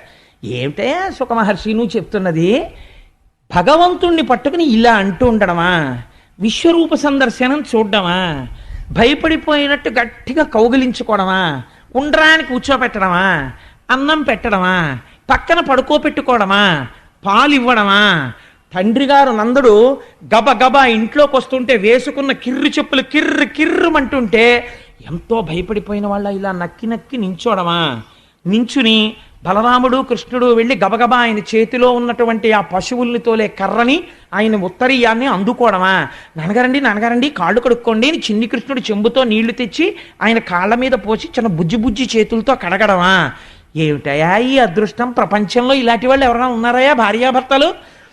జగదీశ్వరునకు చన్నిచ్చు తల్లిగా ఏమి నోము నోచెయ్యి యశోద, పుత్రుడంచు అతని పోషించు తండ్రిగా నందుడేమి చేసే నందితాత్మ. ముందు నాకు అసలు ఇది చెప్పన్నాడు. ఎంత బాధ వచ్చిందో చూడండి. అసలు ఏం అదృష్టం రా ఆ నందుడిది యశోదది. అసలు వీళ్ళిద్దరూ ఏం పూజ చేస్తే కృష్ణుడు ఇలా కొడుకై పుట్టాడో నాకు ఇది చెప్పు అన్నాడు. నేను అనుకుంటున్నాను మీకు అందరికీ కోరిక వచ్చేసి ఉండాలి. అసలు అయితే ఓ కోరిక ఉండాలి, కృష్ణుడు పెరిగిపోకుండా ఇలాగే ఉంటే బాగుండు లీలలన్నీ అని కూడా. నాకైతే ఏమనిపిస్తుందో తెలుసా అండి, ఒక్కొక్క లీల దాటిపోతుంటే అమ్మో ఇంకా పెద్దవాడైపోతున్నాడు, ఇంకా గంభీరమైన స్థాయికి వెళ్ళిపోతాడు. భగవద్గీత చెప్పిన కృష్ణుడి కన్నా వెన్న దొంగతనం చేసిన కృష్ణుడే బాగుంటాడు, ఇలాగే బాగుంటాడేమో అనిపిస్తుంది నాకు. అలా ఎంత చిత్రమో చూడండి. పరీక్షిత్తు కూడా ఇదే ప్రశ్న వేశాడు. వేస్తే ఆయన అన్నారు, శుకబ్రహ్మ ఒక నవ్వు నవ్వి, ఏమి తపస్సు చేశారో నేను చెప్పనా? ఏమీ చేయలేదు. ఇది విచిత్రం. కృష్ణ పరమాత్మ భూమండలం మీద ఆవిర్భవించే ముందు దేవతల్ని తమ అంశలతో ఆవిర్భవించమన్నాడు. చతుర్ముఖ బ్రహ్మగారు ప్రజాపతులలో అక్కడ ఉండేటటువంటి ఆ వసువులలో ప్రముఖుడైనటువంటి వాడు ద్రోణుడు. ఆ ద్రోణుడి భార్య ధర, వీళ్ళిద్దరినీ పిలిచి, శ్రీమన్నారాయణుడు కృష్ణ పరమాత్మగా ఆవిర్భవిస్తున్నాడు, మీరిద్దరూ కూడా వెళ్ళి భూమి మీద అవతరించండి అన్నారు. అంటే ఆయన అన్నారు, మేము అవతరిస్తాం, మేము భూమి మీదకి వెడతాం, గొల్లవాడిగా గొల్లవాని భార్యగా మేము జన్మిస్తాం, కానీ మాకొక్క వరం ఇస్తే వెడతాం. ఏమిటో తెలుసా? భూమి మీద అవతరించినటువంటి కృష్ణ పరమాత్మని మా కొడుకు అన్న భావనతో కొడుకుగా లాలించి పెంచి పోషించే వరం ఇస్తే వెడతామన్నారు. మీకు కూడా ఆ వరం ఉన్నది భూమి మీద పుట్టిన వాళ్ళకి. ఏమిటో తెలుసా అండి? మీ ఇంట్లో ఒక్క కృష్ణమూర్తి ఉండి ఆయనకు తులసిమాలేసి, ఆయన మూతి వంక చూసి, ఆయన ముక్కు వంక చూసి, ఆయన కళ్ళ వంక చూసి, ఆయన వేణువు వంక చూసి, ఆయన కట్టుకున్న పంచవంక చూసి అలా నించుంటాడు చూడు, హాయిగా టీవీ చూస్తాడు, వచ్చే వాళ్ళని చూస్తాడు, వెళ్ళే వాళ్ళని చూస్తాడు. పోనీ నాన్నగారు ఇంత అలిసిపోయారని వెళ్ళి ఓ తులసిమాల తను తెచ్చుకోవచ్చు కదా, ఓ 2 రూపాయలు పెట్టి తులసిమాల తేడు, ఏమీ చెయ్యడు, ఓ పురాణానికి రాడు, ఓ గుళ్ళోకి రాడు. నాన్నగారండి మీరు బయట తాళం వేసుకెళ్ళిపోండి, నేను ఇంట్లో ఆడుకుంటానని ఎప్పుడు ఆ వేణువు పెట్టుకుని ఆడుకుంటూ ఉంటాడు ఇంట్లో తిరుగుతూ. ఇలా అయితే ఎలాగరా నాన్న, కృష్ణుడి వంక చూసి మీరేదో తండ్రి అనుకుని, ఆ తర్వాత ఒక రోజున స్వామి నువ్వు జగత్ ప్రభువి అనుకుని, అమ్మో కృష్ణుడికి పొద్దున్నే పాలు ఇవ్వకపోతే బాబాయ్ చాలా అల్లరి చేసేస్తాడు, అమ్మ నాకు ఇంకా పాలు ఇవ్వలేదా అనుకుని ఇంటి ఆవిడ అనుకుని ఓ గ్లాస్తో కొద్దిగా పాలు తీసుకొచ్చి ఆయన దగ్గర పెట్టి, కృష్ణ పాలు తాగాయి, ఏడుపు మొదలెట్టకు, అమ్మ నువ్వు ఇంకా పాలు ఇవ్వలేదమ్మా అని అరవకు, కాసిన పాలు తాగు అని కాసిన పాలు అక్కడెట్టి, కాస్త అన్నం తినే ముందు ఇంత పెరుగన్నం కలుపుకొని గబగబా కృష్ణయ్య వచ్చి పక్కన కూర్చున్నట్టు ఓ ముద్ద ఆయనకి పెట్టి ఓ ముద్ద తను తింటున్నట్టు భావన చేస్తే మీరు యశోద కాగలరు. అంతే కదండి. మరి అదే కదా వాళ్ళు అడిగింది, అదే కదా ఆయన ఇచ్చింది. కాబట్టి ఇదయ్యా వాళ్ళు అడిగింది. లోపల ఇక్కడ అటువంటి సంస్కార బలం ఉండగలిగితే కృష్ణుడు లొంగుతాడు అని ఆ రోజున సుఖబ్రహ్మ ఈ అద్భుతమైనటువంటి ఈ ఆఖ్యానాన్ని వివరించి ఇప్పుడు చెప్పబోయేటటువంటి లీల ఉలూకల బంధనము అంటారు దీన్ని. ఈ ఉలూకల బంధనము మహాత్ములైనటువంటి వారు కొంతమంది అయితే ధ్యానం చేస్తూ స్పృహ తప్పిపోయి 6 నెలలు అలా ఉండిపోయారు. అంత అద్భుతమైనటువంటి లీల. నాకు తెలిసి నేను అనుకుంటున్నాను, నాకున్న పరిమితమైన పరిజ్ఞానంలో భాగవతం మొత్తం మీద తలమానికమైనటువంటి లీల ఇదే. గోవింద పట్టాభిషేకం కూడా దీని తర్వాతే. అంత గొప్ప లీల ఈ లీల. ఈ లీల వినడం కోసమని ప్రత్యేకం చెప్పించుకుంటారు. చెప్పించుకుని అయ్యా మాకొక్కసారి ఉలూకల బంధనం చెప్పరా అని అడుగుతూ ఉంటారు పెద్దలు. అలా చెప్పించుకొని పెద్దల్ని పిలిచి విని పొంగిపోతుంటారు. అంత సర్వోత్కృష్టమైన లీల ఉలూకల బంధన వృత్తాంతం. ఇవాళ మహాశివరాత్రి మన అదృష్టం. నేను ప్రత్యేకం తేలేదు, వరుసలో ఉలూకల బంధనం వచ్చింది. నాకు నిన్న రాత్రిది జ్ఞాపకం వచ్చే, పక్కన పెట్టడానికి నువ్వెవరు, వీళ్ళందరికీ ఉలూకల బంధనం చెప్పించాలని ఇవాల్టికి ఆ లీల తెచ్చాను. పక్కన పెట్టడానికి నువ్వెవరు, నువ్వు అదే చెప్పనిపించింది. కాబట్టి రేపు నేను అదే చెప్తానడానికి కారణం అది. కాబట్టి ఇప్పుడు నేను ఉలూకల బంధన వృత్తాంతం చెప్తాను, మీరు సంతోషంగా దాన్ని అవధరించండి. ఒకనాడు యశోదమ్మ ఆ పెరుగు చిలుకుతోంది. భగవానుడు జన్మించిన తరువాత అక్కడ ఐశ్వర్యం ఎక్కువైపోయింది. ఐశ్వర్యం ఎక్కువైపోవడం అంటే ఎవరికి ఏది ఐశ్వర్యమో అది ఐశ్వర్యం. ఒక బ్రాహ్మణుడు ఉన్నాడు అనుకోండి, ఆయన యందు జ్ఞాన విభూతి విశేషంగా పెరగడం ఆయనకు ఐశ్వర్యం. ఆయన 10 మందిని ఉద్ధరించగలగడం ఆయనకు ఐశ్వర్యం. ఒక వైశ్యుడు ఉన్నాడనుకోండి, ఆయన వర్తకం బాగా సాగడం ఆయనకు ఐశ్వర్యం. ఒక ఉద్యోగి ఉన్నాడనుకోండి, తన ప్రభువు అధికారి మెచ్చుకునేటట్టుగా తాను పని చేయగలగడం ఆయనకు ఐశ్వర్యం. గొల్లలకి వాళ్ళకి తెల్లవారి లేస్తే ఐశ్వర్యం పాలు, పెరుగు, వెన్న, నెయ్యి, ఇవి పెరగడం వాళ్ళకి ఐశ్వర్యం. కృష్ణ పరమాత్మ ఆవిర్భవించిన తరువాత విశేషమైనటువంటి పాలు ఇవ్వడం మొదలుపెట్టాయి అక్కడ ఉన్నటువంటి గోవులన్నీ కూడా. అందుచేత వాళ్ళకి ఆ పాలు పెరిగాయి, పెరుగు పెరిగింది, వెన్న పెరిగింది, నెయ్యి పెరిగింది. చిత్రం ఏమిటంటే షేరు పాలు ఇచ్చేటటువంటి ఆవులు 4 షేర్ల పాలు ఇస్తున్నాయి. చిన్న చిన్న కుండలు ఉన్న వాళ్ళు పెద్ద పెద్ద కుండలు కొనుక్కున్నారు. ఆ పాలు కూడా గట్టిగా తోడుకునేవి. ఎవరి ఐశ్వర్యం వాళ్ళకి ఆదరణీయం. ఒక బ్రాహ్మణుడు ఉన్నాడు అనుకోండి, ఆయనకి జ్ఞానమునందు అభినవేశం ఉందనుకోండి, ఆయనకి ఉత్సాహం ఉందనుకోండి, ఆయన తెల్లవారు లేవగానే స్నానం చేసి గాయత్రి చేసుకుంటే తప్ప బయటికి రాడు. అలా వాళ్ళు చల్ల చిలికితే వాళ్ళు మామూలుగా చల్ల చిలకరు. చల్ల చిలికే ముందు వాళ్ళు తలస్నానం చేసి చక్కటి పట్టు చీర కట్టుకుని కొప్పులో పువ్వులు పెట్టుకుని ఇక్కడ నుంచి ఇక్కడికి గాజులు వేసుకుని, ఇవన్నీ ఐశ్వర్యాలు. మెడలో మంగళసూత్రం చప్పుడవుతుండగా ఇన్ని గొలుసులు వేసుకుని ఆ పట్టు చీర తీసి ఇలా దోపుకుని చక్కగా ఆ తాడు పట్టుకుని, ఇంట్లో ఆడవాళ్ళకి ఉన్న గమ్మత్తైన శక్తి ఒకటి ఉంటుంది. ఏమిటో తెలుసా అండి? వాళ్ళు వేదప్రోక్తమైనటువంటివి మంత్రబద్ధమైన విషయములే చదవాలని ఏం లేదు. అందుకే ఆడవాళ్ళు చదువుకోవడానికి వీలైన రీతిలో ప్రమాదరహితమైన రీతిలో ఉంటాయి కొన్ని కొన్ని. ఇప్పుడు లక్ష్మీ కళ్యాణం మీకు ఇచ్చిన బహుమానం లాంటిది. ఇవి చదువుకుంటుంటే అవి వినపడుతుండగా ఇంట్లోకి భూతప్రేతాది శక్తులు ప్రవేశించవు. రెండు, ఈశ్వరనామం వినపడుతుంటుంది కాబట్టి ఇంట్లో ఒక గొప్ప సంస్కార బలం, ఐశ్వర్యం వృద్ధిలోకి వస్తాయి. వీళ్ళు చెప్తున్నటువంటి భగవన్నామం భర్తని కూడా రక్షిస్తుంది. కాబట్టి పూర్వం అలా భగవన్నామం చెప్తూనే అన్ని నడిపిస్తూ ఉండేవారు. నేను తరచు చెప్తుంటాను, మా చిన్నతనంలో నిద్ర లేచేటప్పటికి మమ్మల్ని 4 గంటలకు లేపి ఒరే మొహం కడుక్కొని చదువుకోండి అనేవారు. నిజంగా చదువుకుందామని కూర్చుంటే అప్పుడప్పుడు మా అమ్మమ్మ గారు వాళ్ళు వస్తుండేవారు, వీధిలో కూర్చుని చదువుకోండి అనేవారు. ఎందుకంటే మా బలహీనత కనిపెట్టేశారు వాళ్ళు. పెరట్లో ఒక లైట్ సరిపోతుంది కదా అని, ఒరే మీరు వంటింట్లో కూర్చొని చదువుకోండి, మేమేమో అక్కడ ఏదో స్నానాలు చేస్తామంటే, వీళ్ళు మామూలుగా స్నానం చేసేవారు కాదు. స్నానం చేస్తూ అందమైన పాటలు పాడేవారు స్వామికి. ఒంటి చర్మము తీసి చెప్పులు కొట్టిన కక్కయ్య వచ్చేను మేలుకో, మేలుకో జగదీశ మేలుకో, పరమేశ మేలుకు నీ మమ్మింక ఏలుకో అని ఇలాంటివి పాడుతుంటే మా మనస్సు దాని మీద గడిపేది. అబ్బాయి ఎంత బాగుందో ఆ సుప్రభాతం. ఏమిటో ఒంటి చర్మము తీసి చెప్పులు కొట్టిన అని ఇక్కడ హుమయూన్ చక్రవర్తికి అక్బర్ జన్మించను అంటుండేవాళ్ళం, కానీ ఒంటి చర్మము తీసి చెప్పులు కొట్టిన దాని మీద వెళ్ళిపోతుండేది ధ్యాస. వీళ్ళు కనిపెట్టేసి కొన్నాళ్ళకి వీధిలో కూర్చో అన్నారు.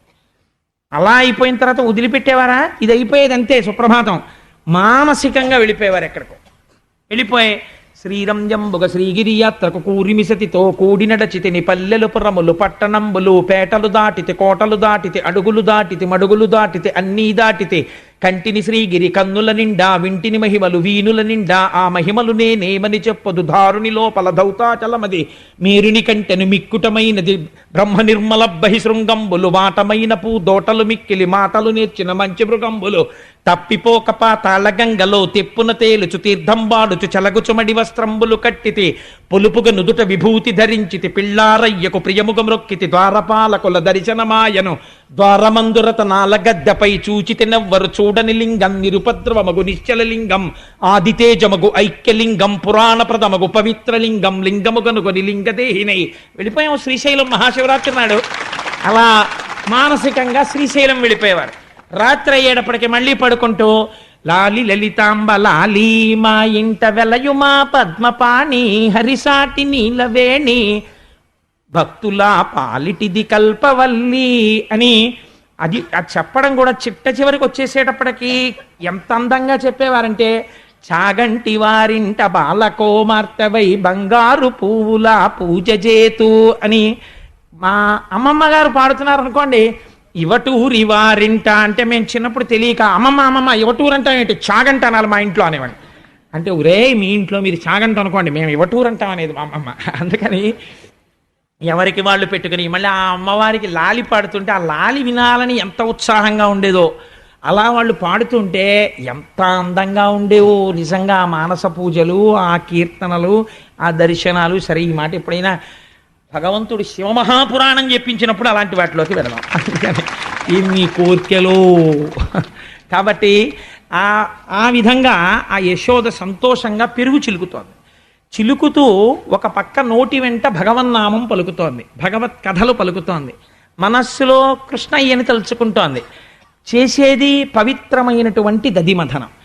వెనక పువ్వులలోంచి సువాసన వస్తోంది. చేతి గాజులు ఘల్ ఘల్ ఘల్ మని, ఆ తాడు ఇటు తిరిగి లాగినప్పుడు ఈ గాజులు ఘల్, ఇటు లాగినప్పుడు ఈ గాజులు ఘల్, ఆ ఘల్ ఘల్ మని కాళ్ళకి పెట్టుకున్నటువంటి అందెలు కదులుతున్నప్పుడు ఘల్లుమంటూ మొలకి పెట్టుకున్నటువంటి వడ్డాణం, అసలు ఆ వడ్డాణాలే కరువైపోయాయి. ఆ వడ్డాణాలకి గంటలు, ఆ చిరుగంటల చప్పుళ్ళు చక్కగా అలా మోగుతూ ఆవిడ దధిమధనం చేస్తుంటే ఇప్పటికీ వెంకటేశ్వర స్వామి వారు నిద్ర లేకపోతే మనం దెప్పి పొడుస్తాం. ఏం మరిచిపోయావా? యోషా గణీనవ రదగ్ని విమధ్యమాని ఘోషాలయేషు దిమంతన తీవ్ర ఘోషా రోషాత్ కలిం విదధతే కకుభశ్చ కుంభా శ్రీవేంకటాచలపతే తవ సుప్రభాతం. స్వామి, ఆ రోజున నువ్వు కృష్ణ పరమాత్మగా వెళ్ళినప్పుడు పెరుగులో కవ్వం దిగేది కాదు, అంత గట్టిగా తోడుకునేది. ఆ కవ్వం తిప్పుతుంటే ఈ కవ్వానికి కుండకి దెబ్బలాట వచ్చిందా అన్నట్టుగా పెరుగు చర్ చస్ చర్ చస్ అంటుండేది. ఆ చప్పుడు వినపట్టల్లా లే అంటారు. అనేటప్పటికీ ముందు ఒకళ్ళ మాత నవ్వుకుంటుంది, యశోద కదా ఆవిడ. అందుకని అలా ఏదో చక్కటి భగవత్ స్తోత్రాలు ఆలాపన చేస్తూ ఆ యశోద దధిమధనం చేస్తోంది. ఎక్కడ నుంచి వచ్చాడో మహానుభావుడు. సుడియుచు గిదుకుచు వాలుచు సడికొట్టుచు అమ్మ రమ్ము చన్నిమ్మనుచున్ వెడబెడ గంతులు వైచుచు కడిసి కడవ బాలకొండు కవ్వము పట్టెన్. ఎంత ఇష్టమో నాకు ఆ పద్యాలంటే. సుడియుచు గిదుకుచు వాలుచు, మహానుభావుడు పోతన గారు ఇక్కడ దర్శనం చేసి రాసుకున్నారండి. పిల్లలు ఇంట్లోకి ఎలా వస్తారో అలా వచ్చారు. ఏదో పెళ్లివారు వస్తారు సాయంకాలం 6 గంటలకి, మగ పెళ్లివారు కదా అని ఏదో చాలా గౌరవంగా గంభీరంగా వాళ్ళతో మర్యాద ఇచ్చి మాట్లాడాలి కదా అని మాట్లాడుతుంటాడు ఇంటి యజమానురాలును. పిల్లలకి ఏం తెలుస్తుంది? వాడు గబగబా ఒంటి నిండా మట్టి రాసేసుకొని పరిగెత్తుకొచ్చేసి, నానమ్మ నాకు మంచినీళ్ళు ఇస్తావా? ఇవాళ నేను మంచినీళ్ళు తాకు వెళ్ళిపోవాలి, ఆటకి అవతల పరిగెత్తాలి, నేను ఆటకి నాకు టైం అయిపోతుంది, తొందరగా నీళ్ళు ఇచ్చేయంటాడు. ఇవ్వలేదనుకోండి, ఒరే ఉండరా ఇస్తాను అన్నారనుకోండి, వాడి బింది మీద పళ్ళెం ఇలా లాగి అవతల పారేసి ఖందని గ్లాస్ అప్పుడైపోయేటట్టు నీళ్లలో ముంచేసి ఆ మట్టి నీళ్లు గడగడగడగడగడ 8 గుక్కలు తాగేస్తాడు. 6 గుక్కలు మీదో చేసుకుని ఆ ఎంగిలి గ్లాస్ అక్కడ ఎట్టేసి మీరు పవిత్రం అయిపోయారు తాగేయండి అని అమాంతం పరిగెత్తుకుంటూ వెళ్ళిపోతాడు. పిలుస్తున్నవాడు ఆగడిహ. అలా ఎక్కడి నుంచి వచ్చాడో తెలియదు. సుడియుచు గిదుకుచు వాలుచు సడికొట్టుచు అమ్మ రమ్ము చన్నిమ్మనుచున్.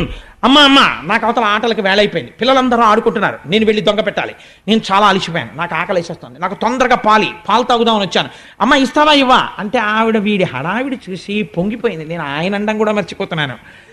ఆయన హడావిడి చూసి పొంగిపోయి, ఏమిట్రా నీ హడావిడి ఏమిటి, ఆ పాల కోసం ఏమిటి, ఆ హడావిడి ఏమిటి, ఆ చిందులేమిటి, ఆ గంతులేమిటి అని ఆ కృష్ణయ్యని చూసుకుని మనసులో పొంగొచ్చేసి, చిన్ని కృష్ణయ్య ఎంత బాగున్నాడో అని ఆ పిల్లాడి వంక చూసి పొంగిపోతూ ఏం చేస్తాడో చూద్దామని ఆ చల్లే చిలుకుతాడు.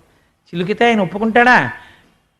ఏంటమ్మా నేను ఎంత అడిగినా పాలు ఇవ్వకుండా చల్ల చేసుకుంటూ కూర్చుంటావు, నువ్వు చల్ల ఆపి నాకు పాలు ఇస్తావా ఇవ్వా? నాకు కవ్వం పట్టుకున్నట్ట గట్టిగా పట్టుకుని కవ్వం ఆపేశాడు. ఆపగలడా? చిన్ని చెయ్యి. ఆ కవ్వం ఇలా పట్టుకుంటే ఆ కవ్వం తిరిగితే చెయ్యికి నిప్పెడుతుందేమో అని బెంగ అమ్మకి. అందుకని ఆపేసి అమ్మని ప్రేమతో జయించాడు. ఆ కృష్ణ పరమాత్మే కావచ్చు, అంత కృష్ణ పరమాత్మ అయినా చెయ్యి ఏమవుతుందో అని చల్ల చేయడం ఆపేసింది అమ్మ. అమ్మే అంటే గెలుపు అక్కడే ప్రారంభమైపోయింది. భక్తి అమ్మతనంతో గెలిచేసిందండి కృష్ణుని యశోద. అందుకని సుడియుచు గిదుకుచు వాలుచు సడికొట్టుచు అమ్మ రమ్ము చన్నిమ్మనుచున్ వెడవెడ గంతులు వైచుచు కదిసి కడవ బాలకొండు కవ్వము పట్టెన్. పొంగిపోయింది. అయ్యో పిల్లాడు ఆకలేస్తోంది అంటున్నాడు అని తీసుకొచ్చి ఒళ్ళో కూర్చోపెట్టుకుంది, పడుకోబెట్టుకుని స్తన్యం ఇచ్చి పాలిస్తోంది. పాలు తాగుతున్నాడు. ఈలోగా చూసేసరికి అక్కడ పొయ్యి మీద పాలు పెట్టింది. ఆ రోజుల్లో గ్యాస్ స్టవ్లు కాదు కదా, సన్నని సెగ మీద పాలు పెట్టేవారు. ఆ పాలు ఇలా పొంగి పైకి వస్తున్నాయి. ఆవిడ చూసింది, పొయ్యిలో పడిపోతాయేమో పాలు అని ఆ పిల్లవాడిని గబగబా అక్కడ పెట్టి వెళ్ళి ఆ పాలు పూర్వం దించడం అంటే అంత తేలిక కాదు. ఎందుకంటే ఆ మంట కట్టెల మంట. ఆ కట్టెల్ని కిందకి దిగజార్చి పక్కన పొయ్యికి అరుగు ఉండేది, ఇవి తీసి ఆ అరుగు మీద పెట్టి కుండ లోపల బరువుకి కింద చిట్లిపోతుంది. అందుకని ఈ పాలకుండ పట్టుకెళ్ళి ఓ చుట్ట కుదురు మీద పెట్టాలి.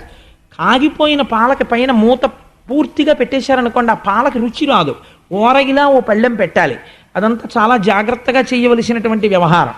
నీకు ఇంత తర్ఫీదు ఎక్కడిది అని అనుకోకండి, ఒక్కసారి చేస్తే చాలదా గుర్తుపెట్టుకోవడానికి.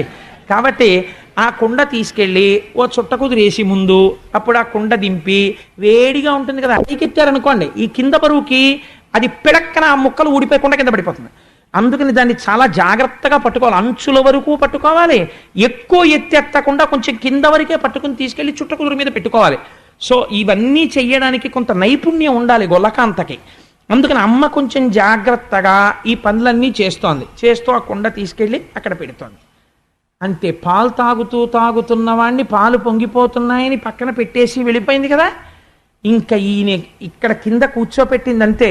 కడుపారంచను బాలు త్రావని సుతున్ కంజాక్షి పీఠమ్ముపై నిడి పొంగారెడు పాలు దించుటకునయ్యే గంగా తద్బాలుండెక్కుడు కోపంబునవాడి రాతిదది మత్కుంభంబు పోగొట్టి తెంపడరన్ కుంభములోని వెన్నదినే మిథ్యాసంకులద్భాష్పుడై.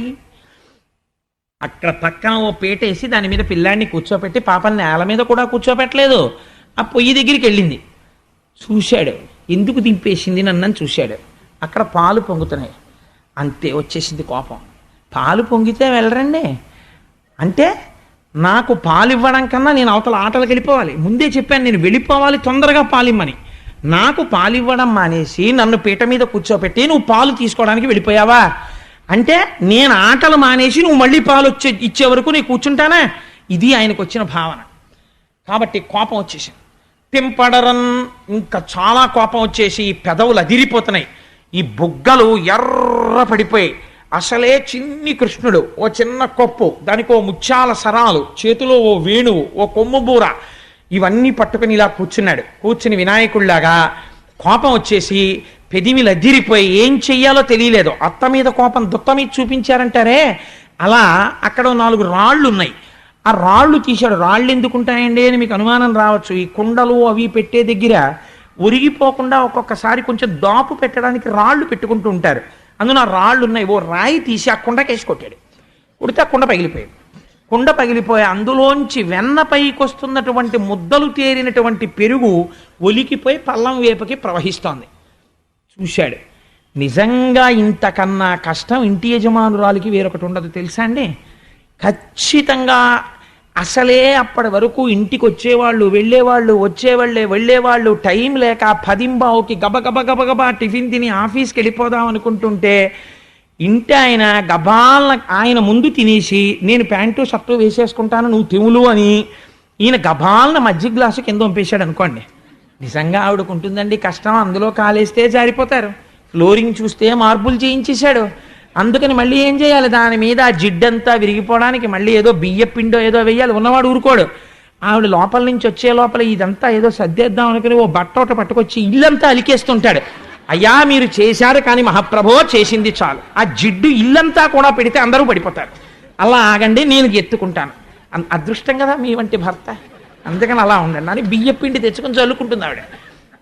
అందుచేత యశోదకి ఇప్పుడు అంత ఇబ్బంది వచ్చింది, ఇల్లంతా మజ్జిగే.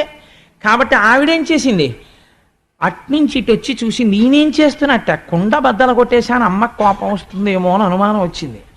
ఎందుకైనా మంచిది ఏడిస్తే ఏ గొడవ ఉండదనుకున్నాడు. కాబట్టి మిథ్యాసంకులద్భాష్పుడై, పోతన గారి పద్యాలు ఎంత గొప్పగా ఉంటాయండి. ఆ కిందకొచ్చేస్తున్నటువంటి వెన్న ముద్దలు చూశాడు, అవంటే మహా ఇష్టం. కాబట్టి ఆ వెన్న తీసుకుని నోట్లో పెట్టి తినేస్తున్నాడు, గబగబా మింగేసి నాకు పాలు ఇవ్వలేదో ఏడుస్తున్నాడు మధ్య మధ్యలో. మిథ్యాసంకులద్భాష్పుడై, ఇంకా అమ్మిటి తిరగలేదు, అనవసరం అప్పుడే ఏడుపు అనుకున్నాడు. మళ్ళీ ఇంకో ముద్ద మింగేసి ఆవిడిటి కదిలేటప్పటికీ చూస్తుందేమో అని మళ్ళీ అమ్మ నాకు పాలు ఇవ్వకుండా వెళ్ళిపోయావే అని మళ్ళీ ఏడుపు. ఆవిడ ఇంకా ఇటు తిరిగే లోపల చూశాడు, అమ్మో ఇంతవరకు వెళ్ళిపోయి ఈ మజ్జిగ వెన్న ముద్దలు ఇవన్నీ మూతికోట అంటుకుపోయింది, అది గబుక్కుని పోదు ఆ వెన్న జిడ్డు. వెన్న తినేసావు, కుండ పగల కొట్టేశావు అంటే నిన్నను చెప్పిన చార్ట్ షీట్ కరెక్ట్ అంటుంది. ఇప్పుడు అబ్జర్వేషన్లో ఉన్నాడు ఆయన, అందుకని ఇప్పుడు అది గుర్తొచ్చింది. ఒరే లేనిపోని గొడవ, కుండ పగల కొట్టేశాను, అసలు అమ్మకి చిక్కకుండా వెళ్ళిపోతే గొడవ వదిలిపోతుందని 2 చేతులతో 2 వెన్న ముద్దలు పట్టుకుని గబ్బ ఇంట్లోంచి వెళ్ళిపోయి పక్కింట్లోకి వెళ్ళిపోయాడు. వెళ్ళిపోయి ఏ అవతారంలో ఉంటే ఏమిటి, ఆయనకి స్నేహం వానరాలతోటే. ఆ కోతులంటే ఎంత ఇష్టమో మా స్వామికి. వెళ్ళి ఇంకా దంచడానికి పనికిరాని చెక్క రోలు ఒకటి ఉంది, కొయ్య రోలు, ఆ రోలు తిరగేశాడు. ఎంత తెలివితేటలో చూడండి. మళ్ళీ ఆ రోలు మీద నించుంటే అందులో కన్నంలో కాలు ఎడుతుంది. తిరగేశాడు.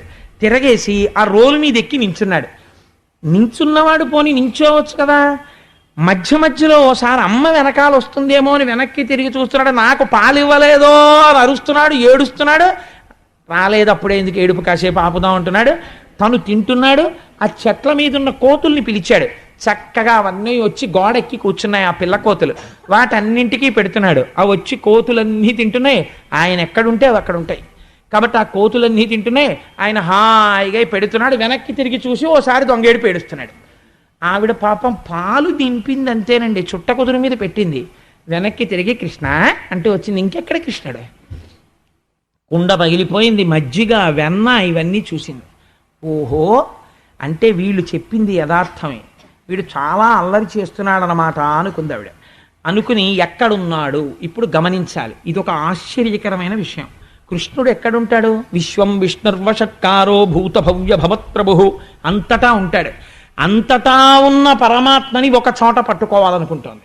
అనుకుని ఎక్కడున్నాడు కృష్ణుడు అని వెతకాలనుకుంది. వికచకమల్లనయ్య వేరొక ఇంటిలో వెలయరోలు తిరుగ వేసి ఎక్కి ఉట్టిలోని వెన్ననులుకుచునొక కోతి పాలు చేయుచున్న బాలుకనియే. ఓ రోలు తిరగేసి దాని మీదకెక్కి వెన్నముద్దలు కోతుడికి పెట్టేస్తున్నటువంటి చిన్ని కృష్ణుణ్ణి చూసింది.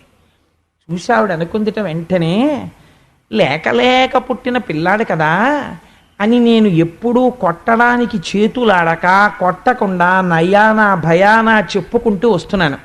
కానీ వీడి అల్లరి ఎక్కువైపోయి వీడి అల్లరి ఇవాళ ఏ స్థాయికి వెళ్ళిపోయిందంటే నందవ్రజంలో ఉన్నటువంటి గోపకాంతలందరూ వచ్చి నాకు చెప్పుకుంటున్నారు. కాబట్టి ఏదో ఒకటి చెయ్యాలి. లాలనమున బహుదోషము లోలింప్రాపించు తాడనోపాయములన్ చాలా గుణంబులు కలుగును తాట నంబె బాలు రకును పచ్చంబరయన్. ఆవిడెంత ఆలోచన చేసిందో చూడండి. లాలనమున బహుదోషము, పిల్లవాడిని లాలించి ఒరే నాన్న ఒరే కన్నా అని బతిమాలితే వాళ్ళు మాట వినరు. అప్పుడప్పుడు 4 తగల్నిస్తే అప్పుడు దారిలోకి వస్తారు. వాళ్ళకి ఇదే పచ్చం. అజీర్ణం వచ్చేసింది అనుకోండి, ఏం చెయ్యాలి? 4 రోజుల పాటు కరివేపాకు గుండె వేసుకుని అన్నం తిని కూరలు పచ్చళ్ళు పెట్టడం మానేస్తే జీర్ణశక్తి అదే పెరుగుతుంది మళ్ళీ. అందుకని చెప్పి వీడికి పచ్చం పెట్టాలి. 4 దెబ్బలు కొడితే వీడి దారిలో పడతాడు. కాబట్టి ఇవాళ వీడిని కట్టేస్తాను, కొట్టేస్తాను అనుకుని ఆ కృష్ణ పరమాత్మని పట్టుకోవడం కోసం అని చెప్పేసి కృష్ణుణ్ణి పట్టుకోవడం అంటే మాటలేంటండి, అంత తేలికేం కాదు. ఆయనేమో ఇంత ఉంటాడు, తుర్రుని పారిపోతాడు ఇటో. ఎప్పుడైతే ఇది జరిగిందో ఒక గోపకాంత చూసేసింది. నిన్న మనం చెప్తే నమ్మలేదు కదా, ఇవాళ వాళ్ళింట్లోనే జరిగింది. ఇప్పుడు ఏం చేస్తుందో, పట్టుకోలేకపోయారా అనుకుంది కదా, ఇప్పుడు పట్టుకుంటుందో పట్టుకోలేదో మనం చూద్దాం. ఇప్పుడు మనం అడ్డగించద్దు, మనం అందరం స్పెక్టేటర్స్ గ్యాలరీలో. ఆవిడ క్రికెట్ ఆడుతుంది, చూద్దాం రండి అని ఒకళ్ళు ఇంకోళ్ళకి అందరూ వచ్చేసారు. వచ్చేసి గోపకాంతలందరూ నవ్వుతూ నిలబడ్డారు. ఏం చేస్తావో చూస్తామని. ఇప్పుడు మొగుడు కొట్టాడని కాదు, తోడికోడలు దెప్పిందని బాధ. అందుకని ఇప్పుడు తను పట్టుకోగలదో పట్టుకోలేదో కాదు, వీళ్ళందరూ పట్టుకోలేకపోతే ఏమంటారో అని బాధ. కాబట్టి ఆవిడందిట, ఒరే కృష్ణ ఏమిటి అల్లరి, చూస్తున్నాను, మర్యాద ఇస్తే నువ్వు బాగుపడేటట్టు లేవు, చూడు నిన్ను పట్టుకుంటాను, నిన్ను కొట్టేస్తాను ఇవాళ అని ఒక గొప్ప మాట అంది. అంటే నేను తల్లిని కదా, నేను ఎందుకు పట్టుకోలేను? వీళ్ళంటే పట్టుకోలేకపోయారు. పట్టిన పట్టుబడని నిన్ను పట్టెదన్న నిచలము కొనిన పట్టుట బెట్టే పట్టుబడ వండ్రు పట్టి పట్టుకొన నాకు కాక పరులకు వశమే అందావిడ. చూడు ఏమిటో నిన్ను పట్టుకోవడం చాలా కష్టం అంటున్నారు వీళ్ళందరూ. నిన్ను పట్టుకోవాలంటే నాకు పెద్ద కష్టం రా, నిన్ను చూడు ఎలా పట్టుకుంటాను, కట్టేస్తాను, కొట్టేస్తాను ఇవాళ. అలా అనగానే ఆయనకి అనవసరంగా స్థానిక భద్రతా సూచనగా 3వ నెంబర్ ప్రమాద పతాకం ఆవిడ ఎగరేసింది. ఆయనకి తెలిసిపోయింది ఇవాళ పట్టుకుంటుంది. కాబట్టి ఈ మాట అనగానే ఆ కోతులకి పెడుతున్న వెన్న వదిలేసి ఆ రోలు మించి దూకించాడు. చిన్న పట్టుపంచ కట్టుకున్నాడు, మొలకి గంటుంది, అమ్మ పెట్టినటువంటి కాళ్ళకి గజ్జలున్నాయి. ఎటు పరిగెత్తినా తెలిసిపోతుంది ఆ గజ్జల వల్ల. ఇప్పుడు ఆ గజ్జలతో ఉన్నవాడు తుర్రు పారిపోయాడు.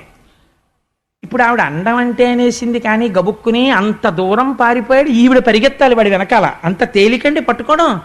అందుకని ఇప్పుడు వాడిని పట్టుకోవాలంటే ఒక ఎక్సర్సైజ్ ఉండాలి. అందుకని ఆవిడ ముందు ఆ చీర తీసి ఓ దోపి ఆ పమిట కొంగు తీసి ఇలా తిప్పి అది దోపుకుని పమిట సర్దుకొని ఆ జడ తీసి ముడేసుకుని, ఇంకా పిల్లాన్ని కొట్టడానికి పట్టడానికి ఎంత అల్లరో చూడండి, పెద్ద ముడోటి వేసేసుకుని ఆ జడ ఇప్పుడు సిద్ధమై, ఎక్కడున్నావురా ఏది అని ఇలా ఆవిడ వెతుకుతూ వెతుకుతూ దగ్గరికి వెళ్ళింది.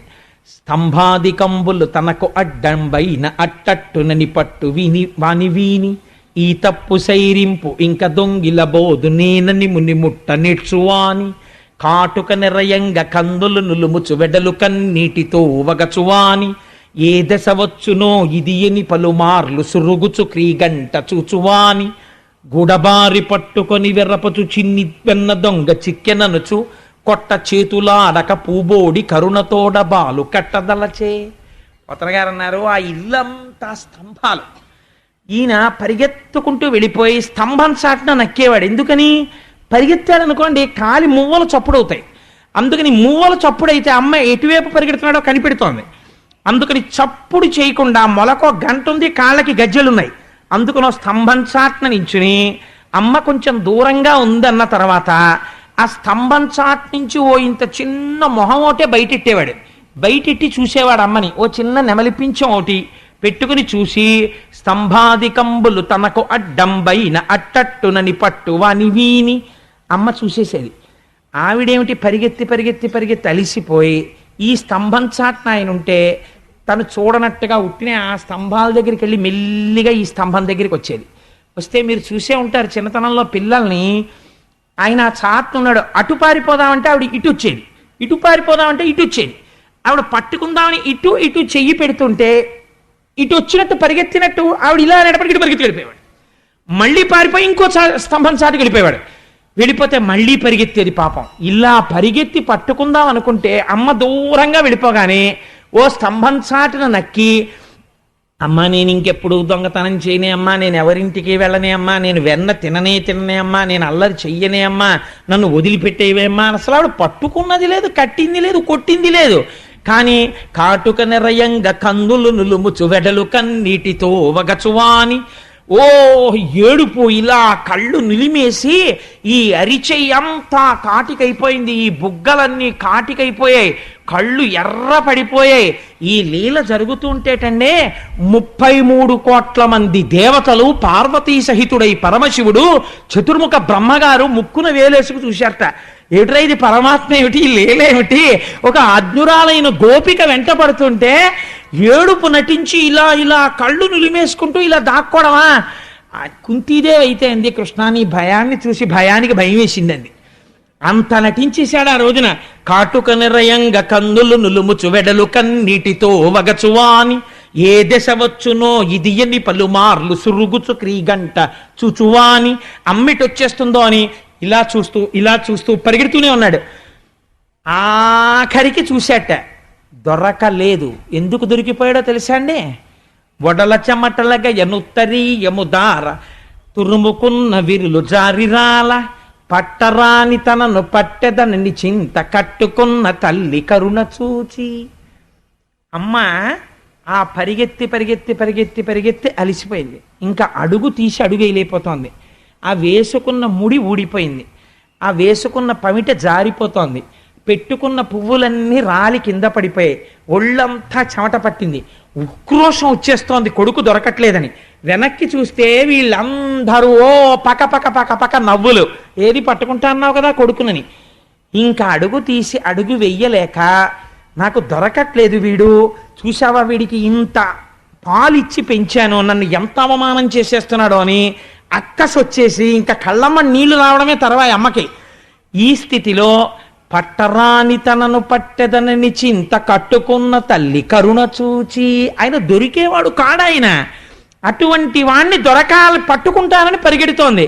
అయ్య పిచ్చమ్మ నా కోసం ఇంత పరిగెడుతోంది, నేను దొరకకపోతే అమ్మ కదా పాపం నలుగురిలో అవమానం అయిపోతుందేమో, దొరికిపోతానమ్మకని దొరికిపోయాట.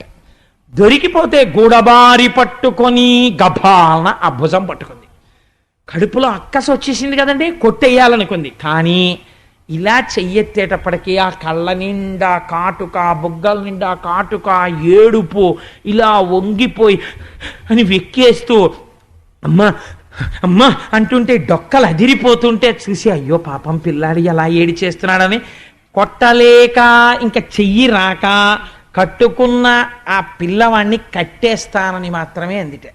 వీడిని ఎక్కడో అక్కడ కట్టేస్తానని వాళ్ళందిట. ఎంత మభ్య పెట్టేశాడో చూడండి. అని ఆ పిల్లాన్ని ఇలా చేత్తో పట్టుకుని మోకాళ్ళ మీద కూర్చుంది.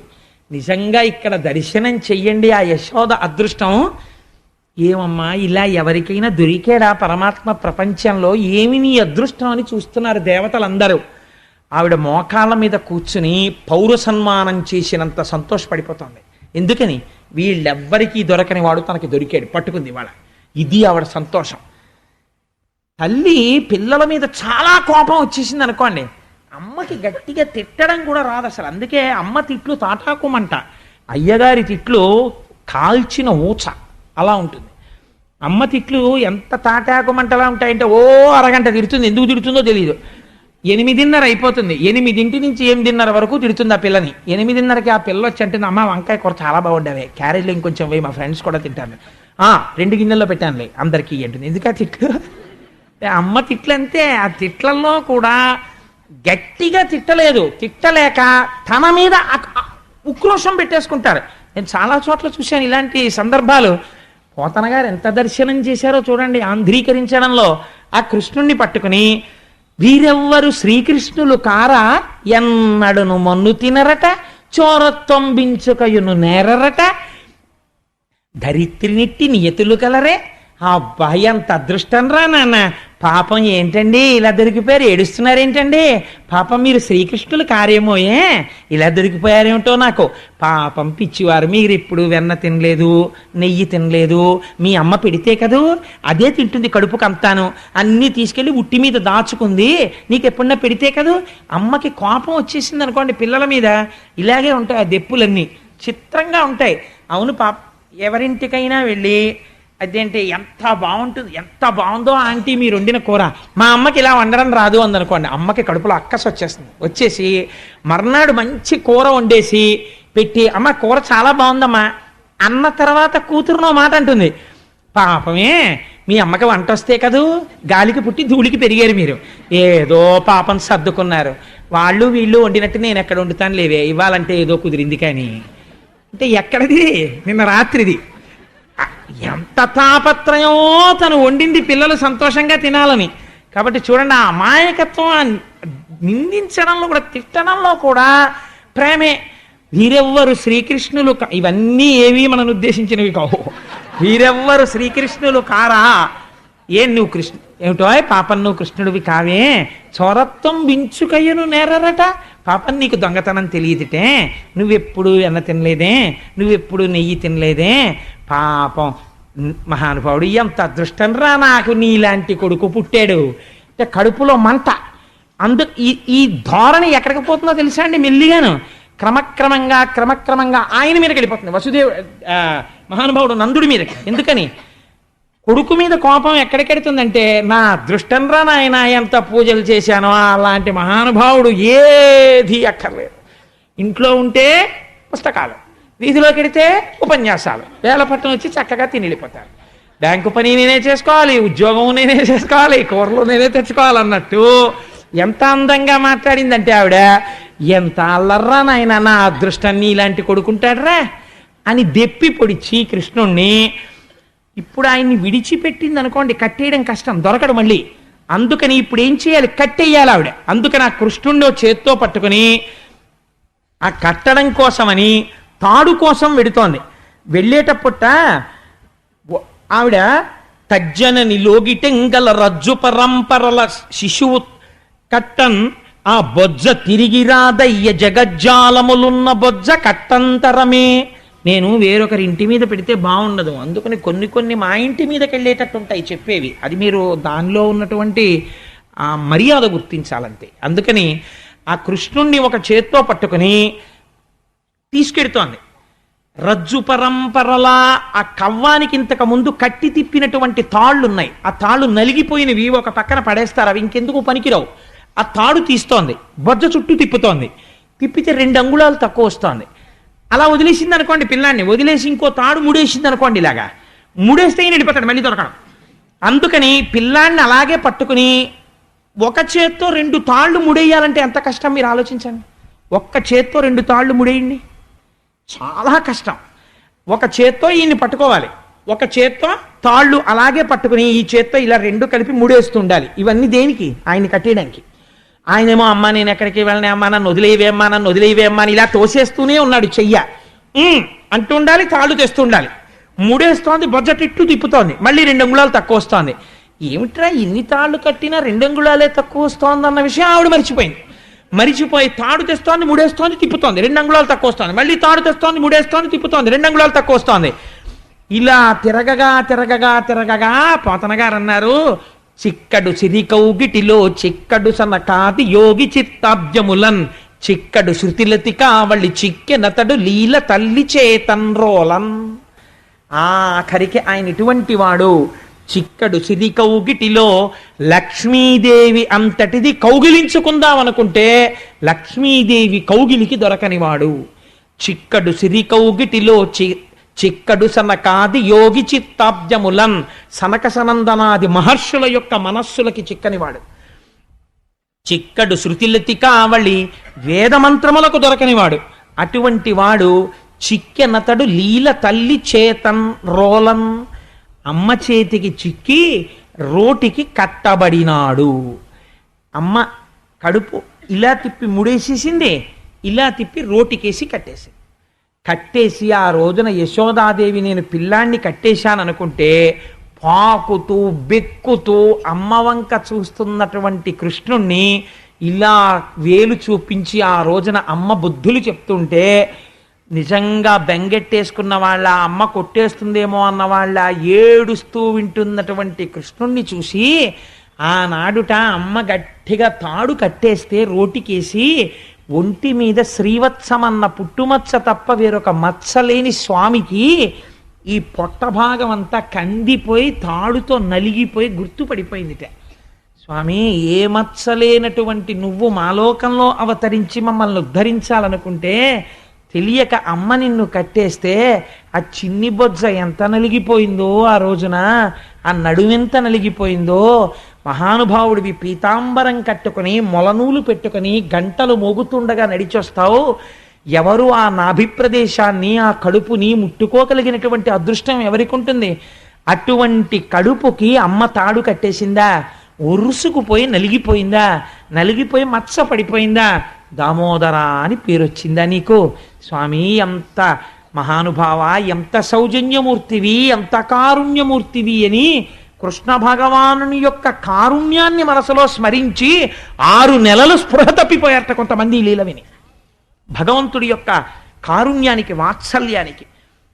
ఈ 2 అంగుళములు తక్కువ అవడం అంటే ఏమిటో తెలుసా అండి? భగవంతుని పూజ చేసేటప్పుడు ఎందుకు పూజ చేస్తున్నావు నువ్వు మర్చిపోవాలి. నీ ఇంట్లో అన్నిటికన్నా నీకు ప్రేమపాత్రము ఏది కావాలంటే నీ పూజా మందిరము ప్రేమపాత్రము కావాలి. అయ్యో, నా స్వామికి ఇది చెయ్యకుండా నేను ఎలా ఉండగలను అన్న భావన నీకు బాగా పెరగాలి లోపల. అయ్యో, లేచి ఈశ్వరారాధన చేయకుండా ఎలా ఉండగలను అని మానస పూజ చేసినా కూడా అయ్యో నేను ఇవాళ స్వామిని ఒక్కసారి దర్శనం చేయలేకపోయానే అని, అయ్యో ఇవాళ నేను గుడికి వెళ్ళలేకపోయానే, ఇవాళ నేను ఒక్క పద్యం చదవలేదే, ఇవాళ నేను ఒక్క మంచి మాట వినలేకపోయానే, ఇవాళ నా జీవితం నిరర్థకంగా సాగిపోయిందే అని బెంగ పెట్టుకోగలిగితే ఆనాడు నువ్వు చేసినటువంటి పూజకి కోరికుండదు. ఈ ప్రయోజనమునకు చేస్తున్నావు, నేను చేస్తున్నాను, ఈ 2 మర్చిపోతారు పూజలో. అది విచిత్రం తెలుసా అండి? మీరు ఒక పూజ చేసేటప్పుడు నిజంగా రమించిపోయినటువంటి స్థితి ఎక్కడికి వెళ్ళిపోతుందో తెలుసా? మీరు పూజ చేస్తున్నారు అన్న భావన మర్చిపోతారు, పూజ ఎందుకు చేస్తున్నారన్న భావన మర్చిపోతారు. ఏదో ధర్మార్థ కామమోక్ష చతుర్విధ పురుషార్థ ఫలసిద్ధ్యర్థం అని పూజ మొదలు పెడతారు. పూజ మొదలుపెట్టి నిజంగా మీరు పూజ చేస్తున్నారనుకోండి, మీరు పూజ చేస్తుంటే మీరు అమ్మవారికి ఇలా పువ్వులు వేస్తూ అథాంగ పూజ చేస్తాం కదండి. అమ్మవారికి అయితే కేశాది పాదాది పర్యంతం చేస్తాం. అమ్మవారి పూజ చేసేటప్పుడు ఇదే శంకర భగవత్పాదులు సౌందర్యలహరిలో అడుగుతారు. మీరు అమ్మవారికి పైనుంచి కిందకి పువ్వులు వేసుకుంటూ వస్తున్నారు అనుకోండి, మీరు అమ్మవారి ముక్కు దగ్గరికి వచ్చేటప్పటికి నాసికాం పూజయామి అని ఒక పువ్వు విసిరేస్తాం. అసలు నిజంగా అథాంగ పూజ అంటే ఎలా చేయాలో తెలుసా అండి?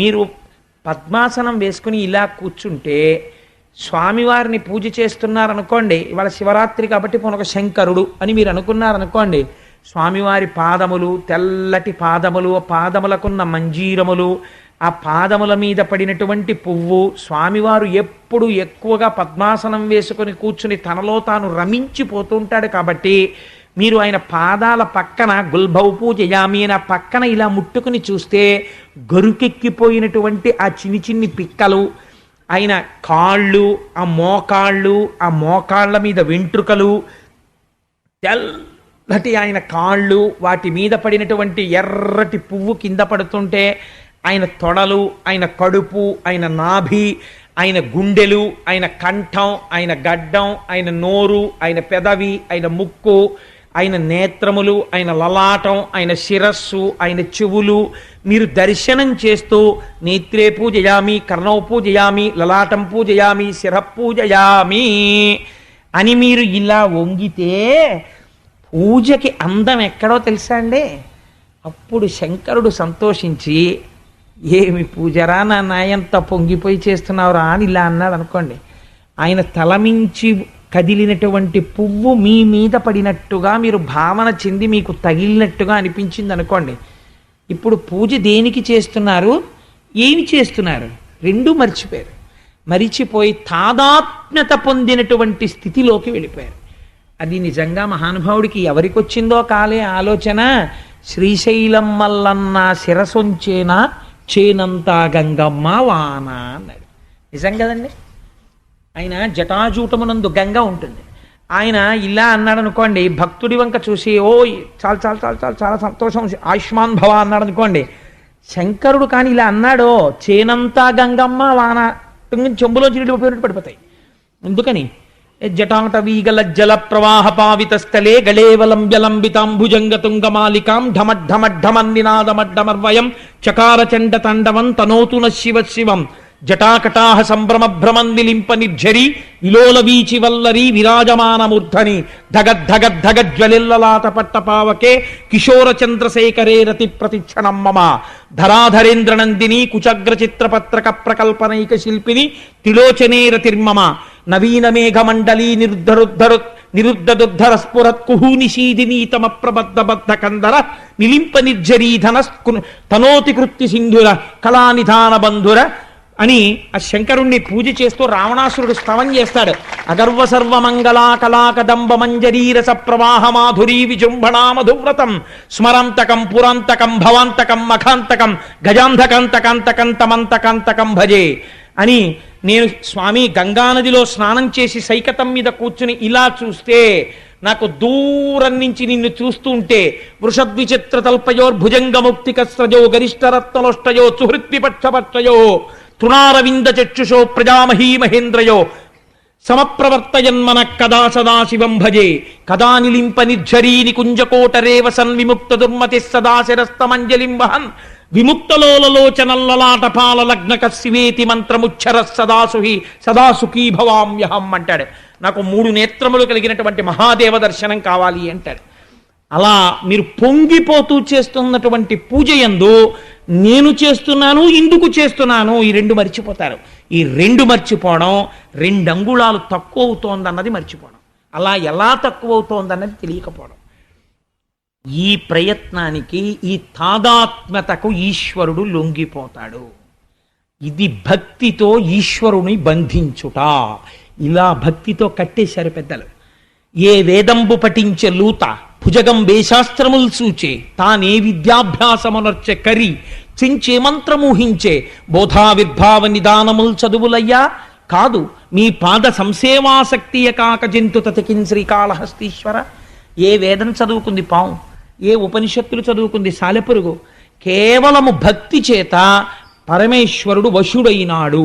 అందుకే పోతన గారు అంటారు, మౌనులచే దానులచే యోగులచే యోగ సంవిధానులచే తన్ పూని నిబద్ధుండగునే శ్రీనాథుడు భక్తియుతుల చేతన్ బోలన్. మౌనంగా ఉన్న వాళ్ళ చేత, జ్ఞానము కలిగినటువంటి వాళ్ళ చేత, ధ్యానము చేసే వాళ్ళ చేత, దానం చేసే వాళ్ళకి కూడా భగవంతుడు ఇలా లొంగుతాడని చెప్పగలమా? చెప్పలేము. కానీ ఆయన దేనికి లొంగిపోతాడు అంటే కేవలము పరమభక్తితో ఆయన వెంటపడి మీరు ఏ అనుబంధం పెట్టుకోండి. కామోత్కంఠత కోపికల్ భయమునన్ కంసుండు వైరక్రియా సామాగ్రిం శిశుపాల ముఖ్య నృపతుల్ సంబంధులై వృష్ణులున్ ప్రేమన్మీరలు భక్తి మేము ఇది చక్రం గంటి మెట్లైన వృద్ధామధ్యాన గరిష్ఠులైన హరిచందన్వత్సుధత్రీశ్వర. ఒక కొడుకుగా, ఒక భక్తుడిగా, ఒక తండ్రిగా, ఒక జగదాచార్యుడిగా మీరు ఏ రకంగా పరమాత్మతో అనుబంధం పెట్టుకున్నా అది ఉద్ధరించి ఈశ్వరుణ్ణి కట్టి మీ దగ్గరికి తీసుకొచ్చి నిలబెట్టగలదు ఆ భక్తి పాశము. అందుకే శంకరులు శివానందలహరిలో ఒక విషయం చెప్తారు. అది చెప్పి ఇవాళ మహోత్కృష్టమైన మహాశివరాత్రి కాబట్టి ఆ శ్లోకంతో పూర్తి చేస్తాను. మార్గావర్తిత పాదుకా పశుపతే రంగస్య కూర్చాయతే గండూషాంబు నిషేచనం పురరిపోర్దివ్యాభిషేకాయతే కించిత్ భక్షిత మాంసశేష కబళం నవ్యోపహారాయతే భక్తి కిం న కరోత్యహో వనచరో భక్త్యావతంసాయకే. ఈ శ్లోకం చెప్పుకు తీరాలి అంటే మహాశివరాత్రి నాడు. ఒక తిన్నడికి ఏం తెలుసు, కానీ ఆయన కాలికి వేసుకున్న చెప్పుతో జంతువుల మలమూత్రములు తొక్కి అయ్యో ఈ శివలింగం ఎన్నాళ్ళయిందో నా శివయ్య అన్నం తిని స్నానం చేసని ఆర్తి పొందాడంతే. వచ్చి ఆ చెప్పుతో శివలింగానికి కూర్చగా నిర్మాల్యం తీస్తారు. పొద్దున్న మీరు చూశారు కదా, ఒక దళం పట్టుకుని కూర్చగా తీసేస్తారు నిర్మాల్యం. ఆ నిర్మాల్యాన్ని తీస్తున్నానని కాలి చెప్పుతో తీశాడు. అయినా సరే ఉన్న అజ్ఞానం మాట ఎలా ఉన్నా భక్తికి శంకరుడు పొంగిపోయాడు. కించిత్ భక్షిత మాంసశేష కబళం నవ్యోపహారాయతే. కొద్దిగా తను తిని తెచ్చాడు, ఎంగిలి మాంసం ముక్క ఉమ్మితో ఉన్నది అక్కడ పెట్టాడు. ఆ భక్తికి లొంగిపోయి ఈశ్వరుడు ఆ మాంసం ముక్క తినేశాడు. ఏ మంత్రము లేకుండా నీళ్లు తీసుకొచ్చి శివలింగం మీద పోసేశాడు. పోసేస్తే అది అభిషేకం కింద మారిపోయింది. భక్తికి శంకర నువ్వెంత లొంగిపోయావు. దూర్జటి కాళహస్తీశ్వర శతకంలో ఇది చెప్తే అది చెప్పకుండా నేను ఉండలేను. దూర్జటి కాళహస్తీశ్వర శతకంలో దెప్పి పొడిచాడు శంకరుణ్ణి. నీకున్మాంసము వాంచయేని కరువా నీ చేత లేడుండగా జోకయినట్టి కుఠారముండ అనల జ్యోతుండ నీరుండగా పాకంబొప్ప ఘటించి చేతి పునుకన్ భక్షింపక ఆ బోయచేచే కొంటెంకిలి మాంసమిట్లు తగునా శ్రీకాళహస్తీశ్వర. పిల్లలు కరువు కింద తినేస్తున్నారు అనుకోండి, ఓ తినేస్తుంటే ఇంటికి వచ్చిన తర్వాత అంటాం ఏంటి అది ఆ హోటల్కి వెళ్ళినప్పుడు ఎప్పుడు ఇంట్లో తినని దానిలా అంకుల్ ఇంకో అప్పడం వేస్తారా, అంకుల్ ఇంకొంచెం పెరిగేస్తారా అని ఇంట్లో తినమంటే తినరు. అదేంటి అలా తినేశారా టేబుల్ దగ్గర వాళ్ళందరూ, అదేంటి అలా తినేస్తోంది ఆ పిల్లాడని చూస్తున్నారు, కరువా మీకు అంటారు ఇంటికి తీసుకెళ్ళాక పిల్లల్ని. అలా శంకరుణ్ణి పట్టుకుని దూర్జటి ఏమడిగాడో తెలుసా అండి, నీకున్ మాంసము వాంఛయే నీ కరువా. శివ నీకు కరువా మాంసం, నిజంగా నీకంత మాంసం తినాలనుంటే బోయవాడు కొరికి తెచ్చిన ఉమ్మితో కూడిన ఇంగిలి మాంసం తింటావా? ఎందుకే నీకంత కరువైతే ధవళవపుషమిందోర్ మండలే సన్నివిష్టం భుజగవలయహారం భస్మదిగ్ధాంగమీశం మృగయ పరశు పాణిం చారు చంద్రార్ధమౌళిం సదయ హృదయ మధ్యే సంతతం చింతయామి. ఈ చేతిలో లేడుంది, ఈ చేతిలో గొడ్డలుంది. హాయిగా నువ్వు లేచి వంటింట్లో కూడా వెళ్ళక్కర్లేదు. ఇలా కూర్చున్నవాడివి గొడ్డలు పెట్టి ఈ జింకను దెబ్బ కొట్టి ఇంత మాంసం ముక్క తీసుకుని చేతిలో ఉన్న కపాలంలో పడేసుకుని తలలో ఉన్న నీళ్లలో కాస్త ముంచుకుని 3 అగ్నిహోత్రం మీద ఇలా పెట్టుకుని ఉడకించేసుకుని నోట్లో పడేసుకుంటే అయిపోయాయి. వంటింట్లోకి వెళ్ళక్కర్లేదు, మాంసం తెచ్చుకోక్కర్లేదు, ఏమీ చేసుకోక్కర్లేదు, హాయిగా తినేసి. ఇది మానేసి ఎంగిలి మాంసం తినేస్తావా? ఏమిటయ్యా ఈ పనులు, నీకు కరువా అని అడిగాడు. అంటే నిజంగా కరువానే. శంకర భక్తికి ఎంత లొంగిపోయావయ్యా అన్నాడు. భక్తికి శంకరుడిగాను లొంగాడు, కృష్ణుడిగాను లొంగాడు. ఆ భక్తితో కూర్చుని ఆ జ్యోతిర్లింగం అక్కడ 12 గంటల వేళ అభిషేకం జరుగుతుండగా చూస్తే మననెందుకు అనుగ్రహించాడు, అనుగ్రహించి తీరుతాడు. అందుకని ఇంత పరమోత్కృష్టమైన లీల నేను చెప్పలేదు, ఈశ్వరుడే తెచ్చుకున్నాడు ఇవాల్టి ఉపన్యాసానికి ఆ లీల వచ్చేటట్టు. అందుకని మనయందు అవ్యాజమైన వాత్సల్యంతో పరమాత్మ భాగవతాంతర్గతమైన ఈ లీల ఇవాళ నా చేత చెప్పించి నన్ను మిమ్మల్ని అందరినీ ధన్యుణ్ణి చేసినందుకు స్వామి పాదములు పట్టి నమస్కరిస్తూ మనం పెట్టుకున్న సంప్రదాయాన్ని అనుసరించి చక్కగా 11 మాటలు నామం చెప్పుకుని ఎక్కడి వాళ్ళు అక్కడే కూర్చుంటే మూర్తిగారి బృందం వచ్చి శంకరుడి మీద అద్భుతమైనటువంటి కీర్తన చేస్తారు. మనం ఎలాగో 12 గంటల వరకు ఉంటాం కదమ్మా శివలింగ దర్శనానికి, చక్కగా కూర్చోండి. అందుకని ఇప్పుడు నామం చెప్పండి. శ్రీ శ్రీనివాస గోవింద, బలరామానుజ గోవింద, సీతానాయక గోవింద, ధరణీనాయక గోవింద బ్రహ్మాండ రూప గోవింద నిత్య కళ్యాణ గోవింద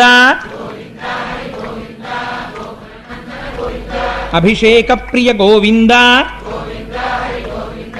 గోకులనందన గోవింద గజరాజ రక్షక గోవింద గోవింద హరి గోవింద గోకులనందన గోవింద తిరుమలవాస గోవింద గోవింద హరి గోవింద గోకులనందన గోవింద శ్రీనివాస గోవింద గోవింద హరి గోవింద గోకులనందన గోవింద శ్రీ వెంకటేశ గోవింద గోవింద హరి గోవింద గోకులనందన గోవింద శివరూపమూర్తి గోవింద గోవింద హరి గోవింద గోకులనందన గోవింద గోవింద రూప పరమేశ గోవింద హరి గోవింద గోకులనందన గోవింద.